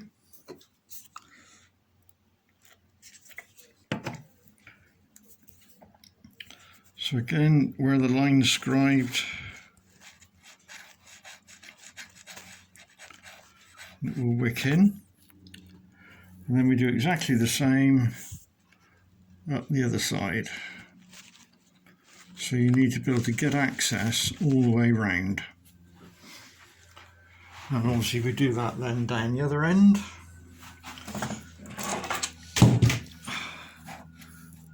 If I can see, get in there, there we go.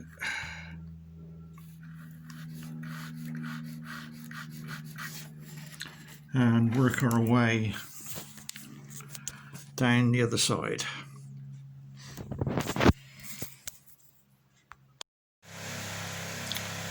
Right, so I've now been round the other side on mine. This really does now to be left for a good 10-15 minutes to make sure the super glue has gone off, which is what we'll now do. Time for a cup of tea, and when we come back we'll move on to the next section. And once again I do apologise for the shaky camera work. Right, so I've left mine for 15 minutes, so now's my moment of truth. I've taken the toolbox off, and we'll take the cans of beans off. And we have, I think, a roof.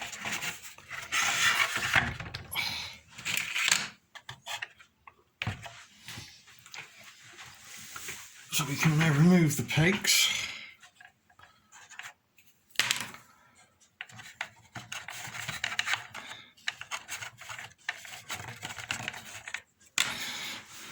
And the roof should just simply slot up, which it does. And now what we have to do is to add some strength to the roof, because remember we've only just glued it around the outsides. So now what we have to do is to go along with the super glue,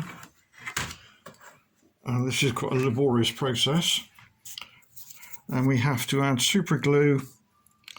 I'm pointing, let's see if we can get in there, around all the joints, running all the way along, so it's glued in every location. And then we need to add some glue between each upright. And there, and on the end one we need to put some in along that line there. So it's quite a laborious process, but it's one that has to be done. That way it will keep its shape. So I'll just do that, and when you come back we'll move on to the next section. Right, so there's all my roof glued and secured. So the next thing we have to do is to break off the parts. So if we start with this end, if you just gently push it backwards and forwards, it will just literally fall off. So work your way along there. When you get to a double one, like this one, if you move that one in that direction, then the next one will come off. The same for this one. This one's a bit stiffer. And okay, we'll come back to that one. Let's do the little ones on the ends.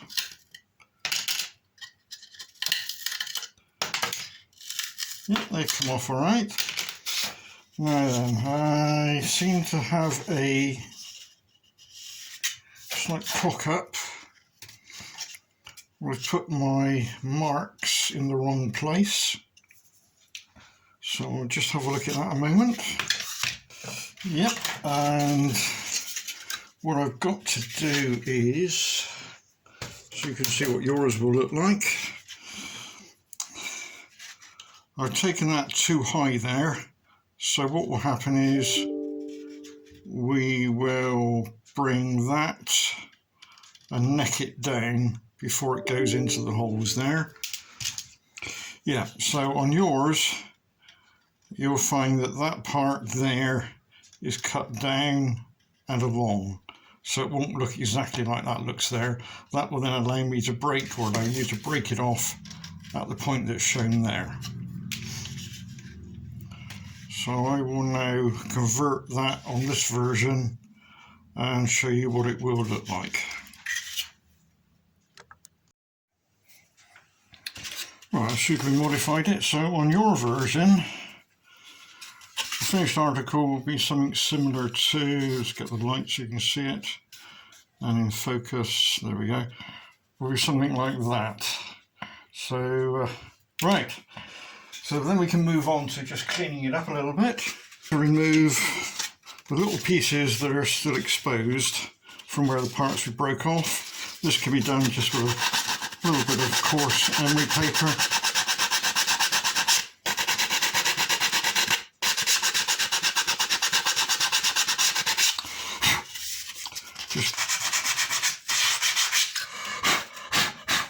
Right, so that's now the roof completed. So we can throw away all the bits we broke off, as they're no longer needed.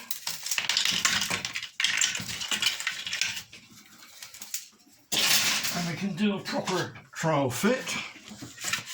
So we're taking a coach body, obviously it will only go on one way, and that will be a very nice snug fit. So you now have a removable roof if you so desire. Obviously, to hold it in place, you can either add weights on the inside, or if you want to, obviously you can glue it down yourself so it never comes off. That's entirely up to you. But before you make that decision, we need to finish off the rest of the coach, which is what we will now do. Right, the next section we're going to do is going to be the sliding doors, which are fairly straightforward to do. You'll need a door. Now the door not handed, so it doesn't matter which door you pick up. You need the runners, which are handed. There's a thin one and there's a thick one. You'll need one of each. And you'll need the door stop to stop it sliding off the end. So the way this goes together, again we'll do a complete dummy run first of all, is the thin one with its 3 tangs goes into the top hole with the cutout facing into the actual body. That obviously allows the door to slip up underneath, which we will slip under. And then we take the longer one, or the deeper one. This one's deeper because it locates on the actual chassis and then has to take into account the raised overlay. So again, that picks up in exactly the same places as the top one. So if you just hold it gently, you'll be able to move the door backwards and forwards. Now when we've got those glued in position, we have the end door stop. So if we take the door to the very end and then slide the stop in, and then if we slowly move the door back until the end stop lines up with the ends of the runners, and that will be the location to put the end stop in. So that's what we will now do. We'll glue all that in position, and we use super glue for this. So we'll start off by gluing the top one in. So if we clear the other things out of the way. So we have to glue this one in. And the best way to do that, I found, is to put a little bit of super glue on each tang, but on the back side.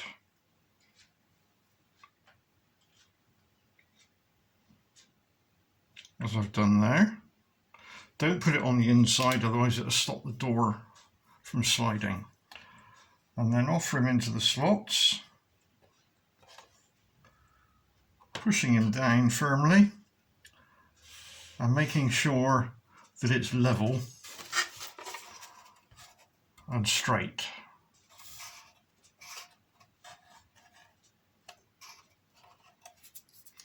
So that's the top one done.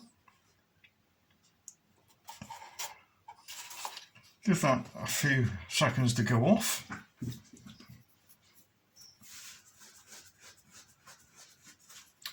And then we add the door. We're going to get the door, obviously the door can go in upside down. It needs to go in with the angle brackets at the top and the rollers, or simulation of the rollers, at the bottom. So you can slide that up until it touches the top slotted 3D printed bit. And then we're ready to put this one in. And again, we do exactly the same as we did before. We just put some super glue along the back edge of the 3 tangs, and then we offer that in, remembering that you've put the door in, and again push down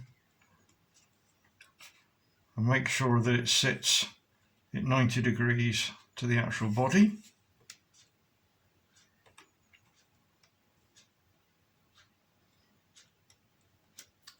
And once that's in position, check that the door does slide, which it does. So now we have to put in the door stop. Again, we've got a dirty side and a clean side. We obviously want to put the dirty side down so we don't see it. Again, we'll do a dummy run. So that's how it's going to go. Then we slide it back until it's in its right position. And you'll find that there are in fact some engravings, I'll move it out of the way, that shows you the position this goes into, just to help. Now for this we want to use the PVA glue.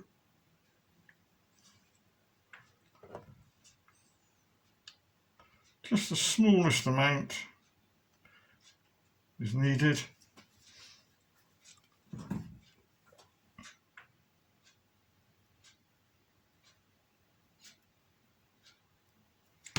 And we can put that in the position where the engravings are.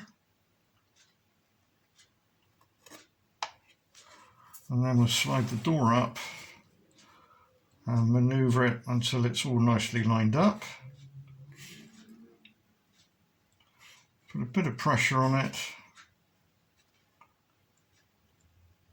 to hold it in position.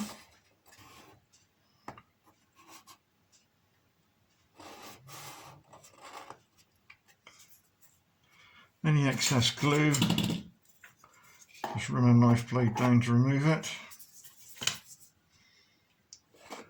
and then slide the door away.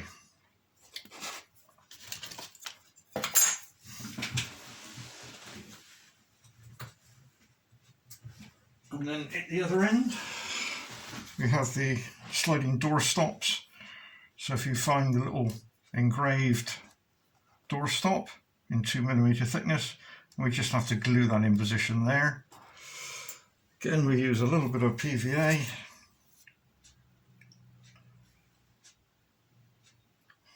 Just a little daub on there.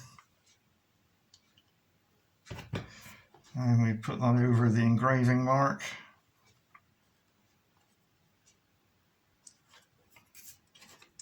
Make sure it's level. And that becomes the door stop in that direction.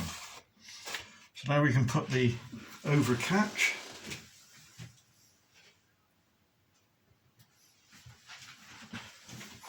So you need to find that little piece there, as you can see. And the easiest way to do this is to slide the door shut, and then using a pin, or obviously what we don't want to do is to glue the whole thing together on this. So again, we take the smallest amount of PVA,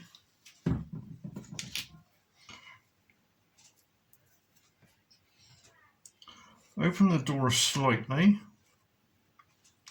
and just put a little dollop where the engraving is, and then taking your pin,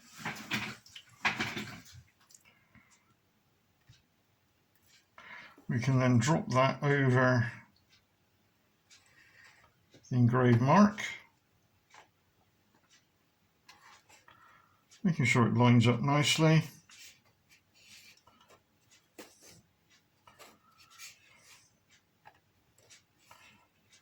A little bit of pressure. I've also supplied a couple of little padlocks, of which I think I've given you 6 because they're very tiny. And you can hang one on the door there if you wanted, and you can hang one on the dog hatch as well. So obviously it's up to you whether you put those on or not. At the moment I'm not going to put them on because we're going to be turning it over and I don't want to knock it off. So having done that side, we turn over and we carry out exactly the same on this side.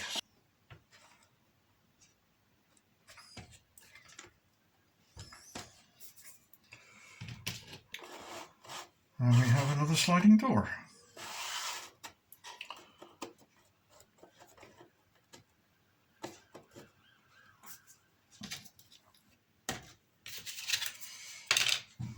It's fairly obvious where these go and how they go. Using the same idea with a pin and just a little bit of PVA glue. So a small bit of glue.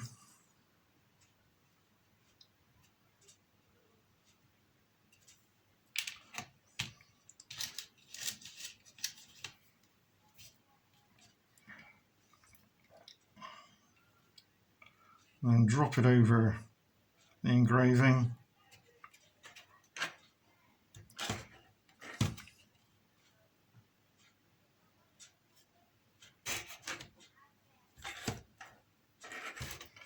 And do the same down the other end.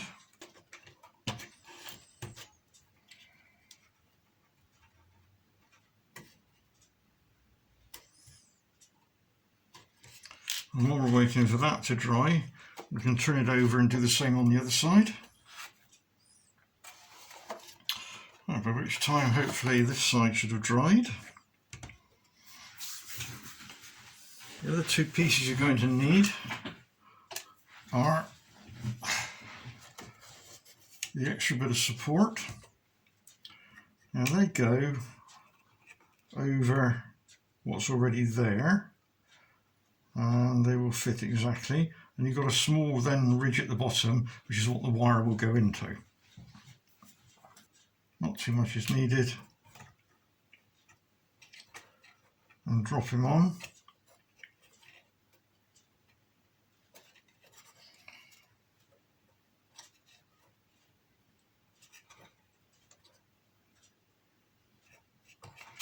That should be a nice fit. And do the same for the other one.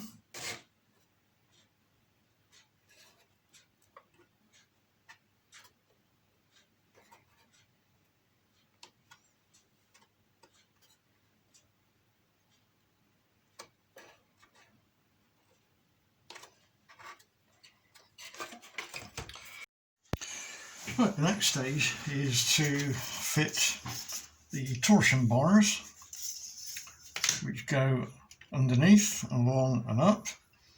And to do this there's a jig, which is the bend and cut jig torsion bar, and 2 lengths of 1.5mm brass wire, and some little pieces which is to simulate the turnbuckle adjuster that goes in the middle. So what we first do is to take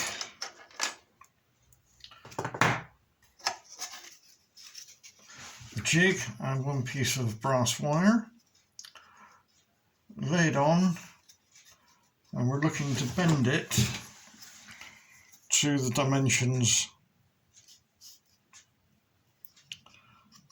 on the piece, on the jig. So do 1 bend first of all, and then tweak that with your fingers to get that about right. I'm going to be too critical on this. And then when you've got it about right, before we do the next bend, we have to add the turnbuckle bits. So take a nut, slide it over, take a small piece of tubing, which is 10mm length, which is cut to the right length. Slide that over. And slide another nut. And take that up the end out the way. Now we have to do the other bend. So again, lay it on the jig.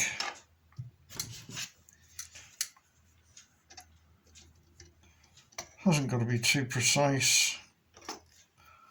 Obviously it wants to be bent in the same plane as the other one.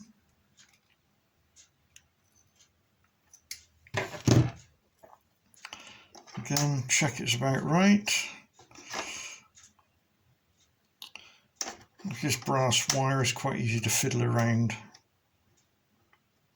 and get it close. And then you'll find that it's slightly too long, as you can see, so we'll have to chop the end off. So again, this is an approximation.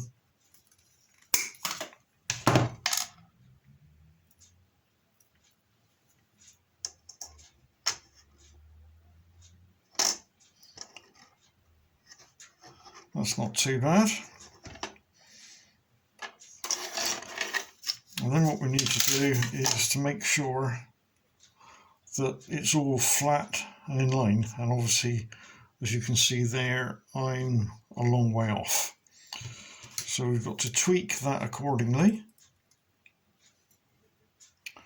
It's not the easiest thing to do. Best to do this on a flat surface.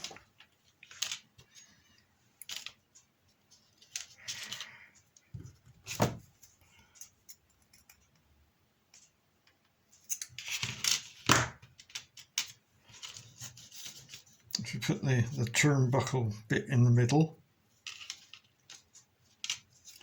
it should more or less fall down either side of that, so that looks alright. So then we do a trial fit.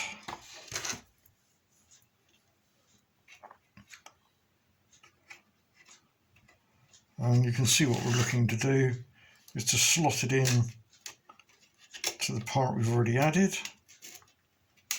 Should then run along the 2 points and slot into the one at the top. So we could just trim a little bit off the end of there, I think. Let's see what that looks like. So that's in the end. That's gone into there all right.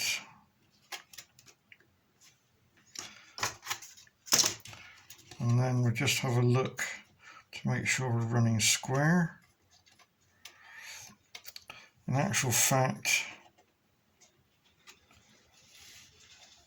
if I just push him up into there a bit, so we could do a little bit more of a bend there.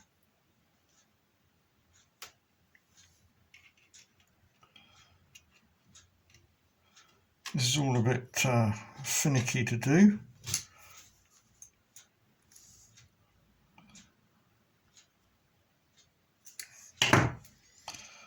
But you will get there in the end.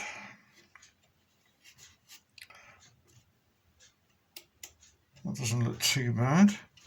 So just have a look down the line.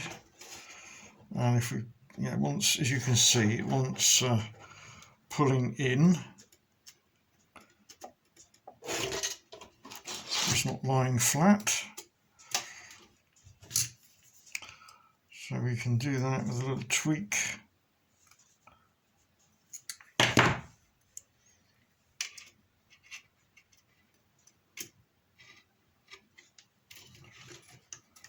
That looks very good in that direction. And in fact, I've gone too far. So this one now wants slightly tweaking.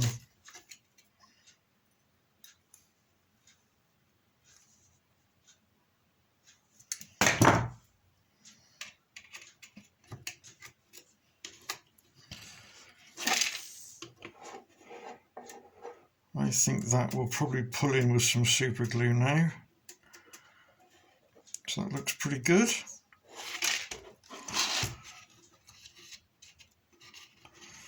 And looks pretty good from that direction.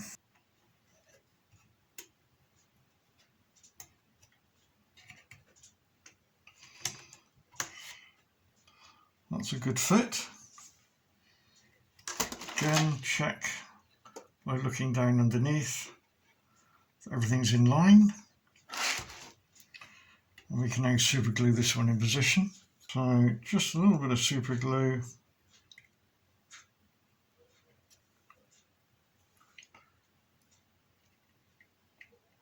That will wick down and round.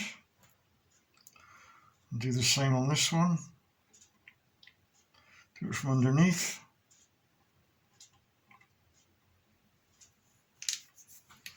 And then a bit of tissue to suck up any excess.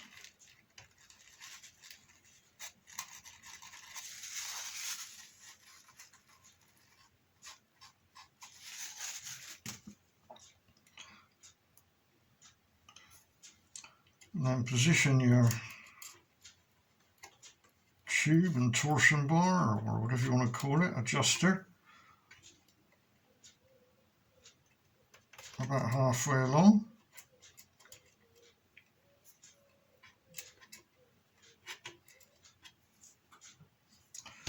And again apply just a little bit of super glue to the end. That'll lock the nut in.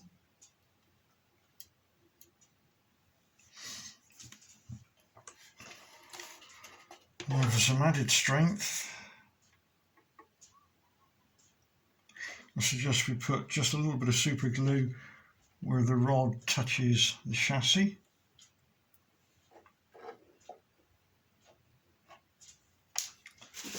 Again, not too much.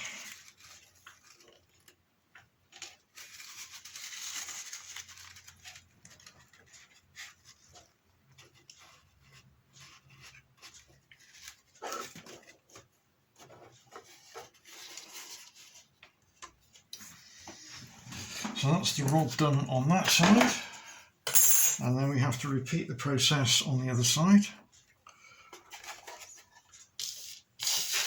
And we turn it over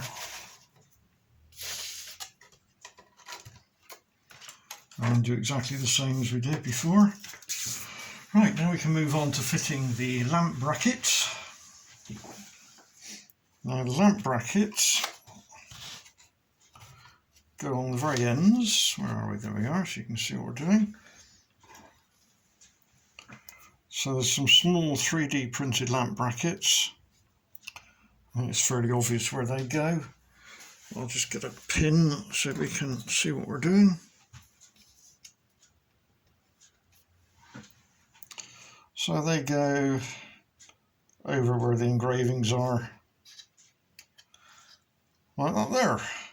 And we put those on with a little blob of super glue.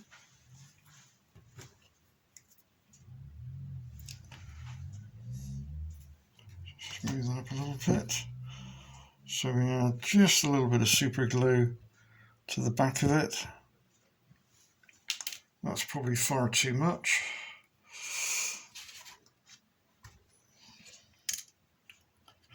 And I've dropped it. Oh dear.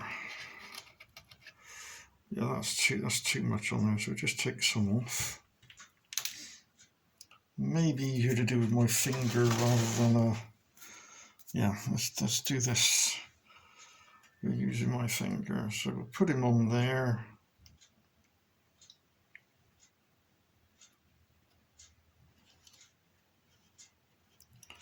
Try and line him up.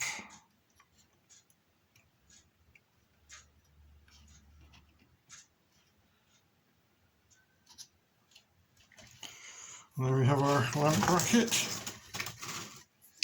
And we can add another one down the other end.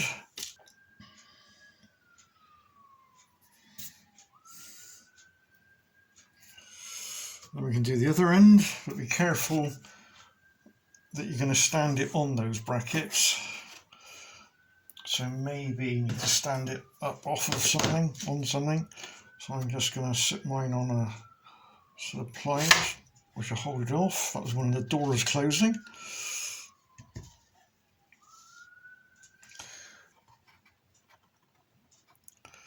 It's not really this fiddly, it's just trying to do it while keeping the camera in view at the same time, is my problem.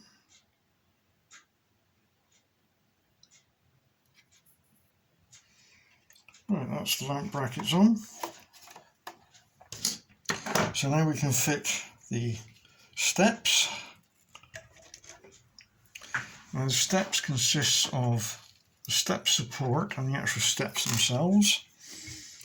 So these are the step supports, and they go, let's see if we can zoom in on steps supports go. There's a long area and a short area, and they go underneath in line with the engraving, and they get glued into that position there. So we use some PVA for that. We'll smear on that surface.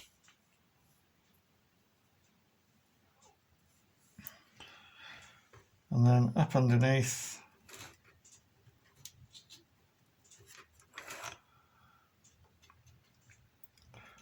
make sure it lines up.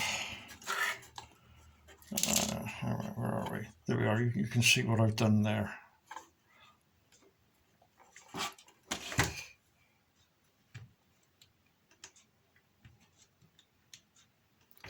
And then we do that. The next one.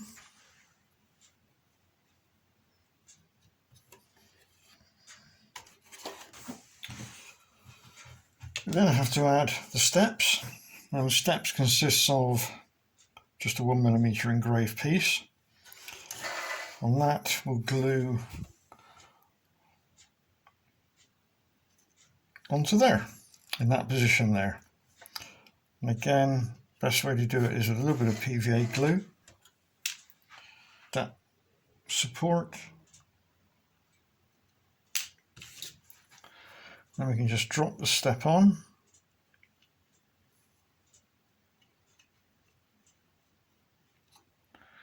Lining up the lining up the bolt holes.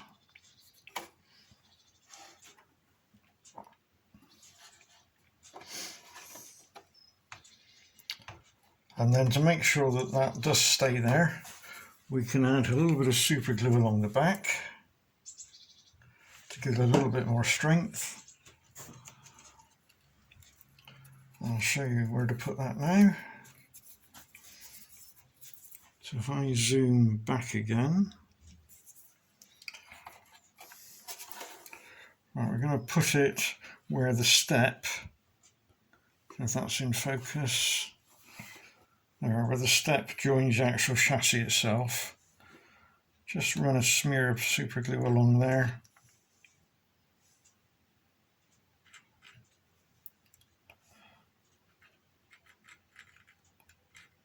That'll help hold that in there should you knock it. And a little bit on the ends.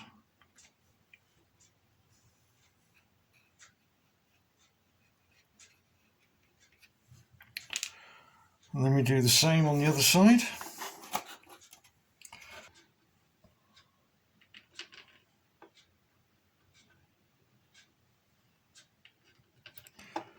At the ends.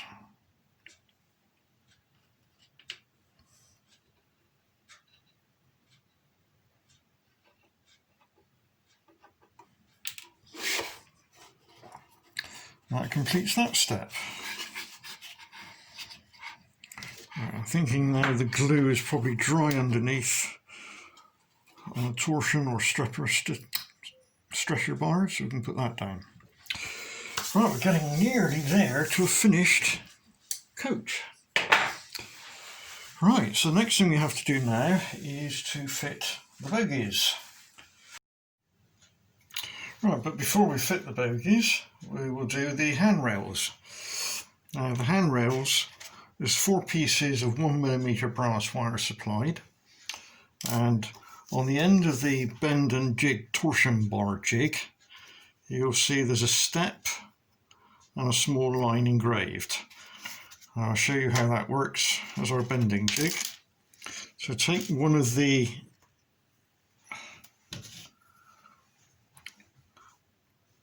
pieces of 1mm brass, and then approximately 5mm in from the end, hold it with a pair of pliers and put a 90-degree bend in it.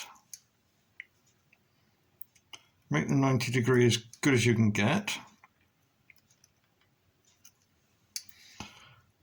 And then on the jig, if you lay it along the line and up against the end, and with it pointing away from the wood, and then with a pair of pliers, if you just grip the end as I've done there, so you can see it's pointing away. I'm holding it just in from the edge of the wood, and then if you push down firmly with your finger until you're making a 90 there, and then slide it off, and again trim this now to approximately 5 millimeters.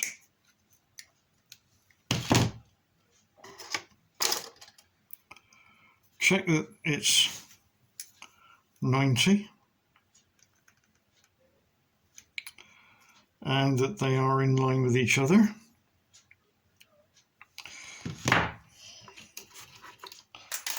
And you'll find that that is now a nice fit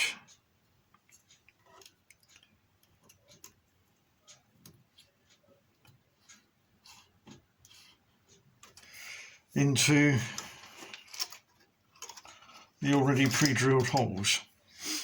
Now you have to work out yourself how far you want it sticking out, and you can do that by trimming a millimetre off at a time,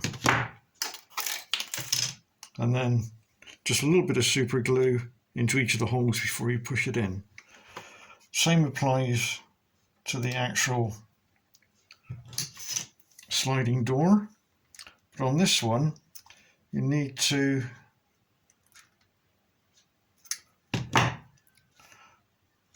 be careful how far you push it through, because if you go too far through, it'll come out the back and the door won't close.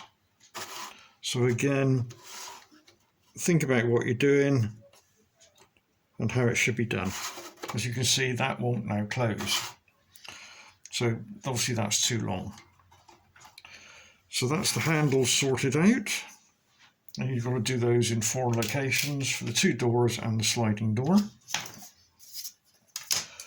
So now we can actually move on and do the bogies. So let's make a bit of room. Now to fit the bogies, you will need some bolts. So there's 2 brass bolts.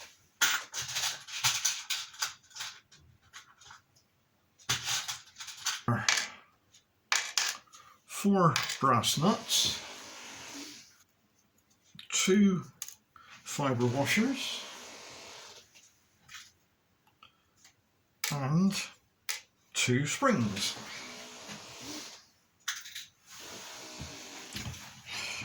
And we'll just run through how this goes together.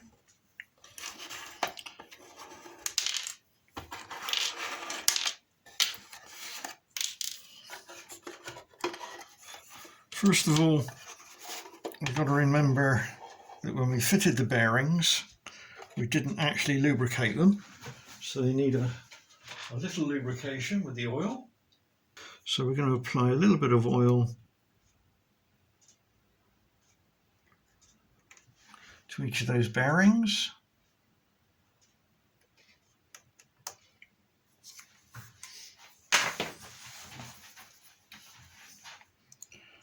So we can now add our bolt. Now the bolt goes through from this side.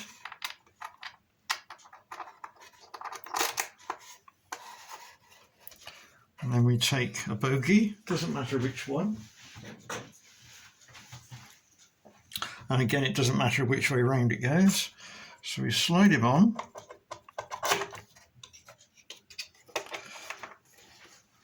And then we add a spring. Then we add a fibre washer, which is a tight fit. Then we add a nut.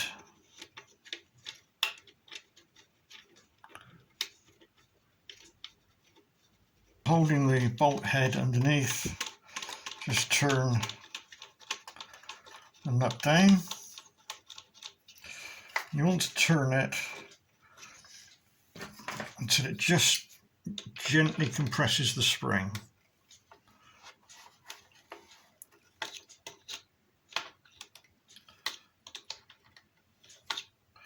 It should leave about 3 to 4 millimeters of thread showing.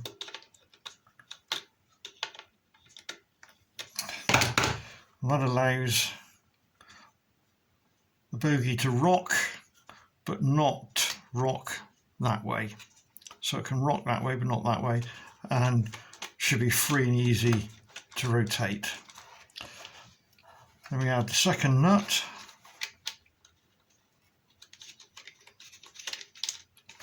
Acts as a lock nut.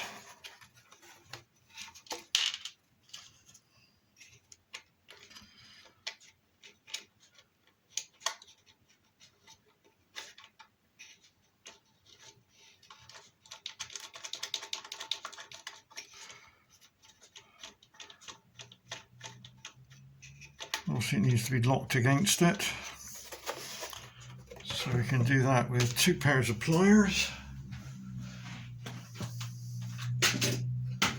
Or if you've got the right spanners, I'll show you doing it with 2 pairs of pliers. So you hold one nut and then rotate the other one on top until they lock against each other. Again, check, we can rotate and we can pivot that way, but it won't pivot the other way. Then we repeat that exactly at the other end. Now with this one, it will move the other direction.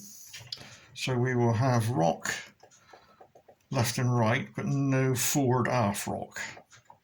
So that allows you to take up any undulations in the track.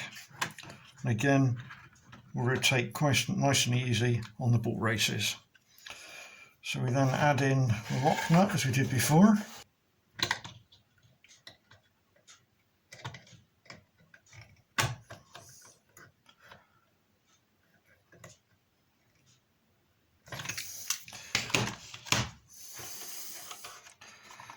So we're nearly complete. So that's with the bogies now fitted. So now we can fit the roof.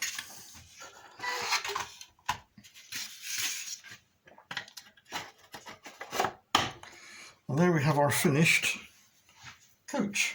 There we have our finished wagon. All that's left to do now is to fit the buffers, which are binny buffers. We have 2 binny buffers. I think it's fairly obvious where they go, and supplied with the kit is a 3-link chain.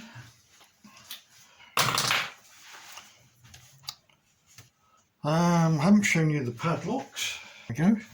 Right, let's see if you can actually see those. If I put one on the end of my finger and bring it up, whether it will focus.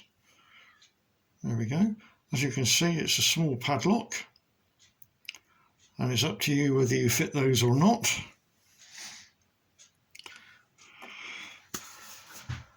Painting is down to you, obviously. That's about all I can suggest, really. It makes quite a nice kit. A lot of work involved, and to my knowledge, there isn't another version out there with the doggy box at that end. This one's in 32mm. Obviously, if I'm asked, I can do one in 45, as that's only going to be a change to the bogies. But at the moment, they're purely designed for 32mm.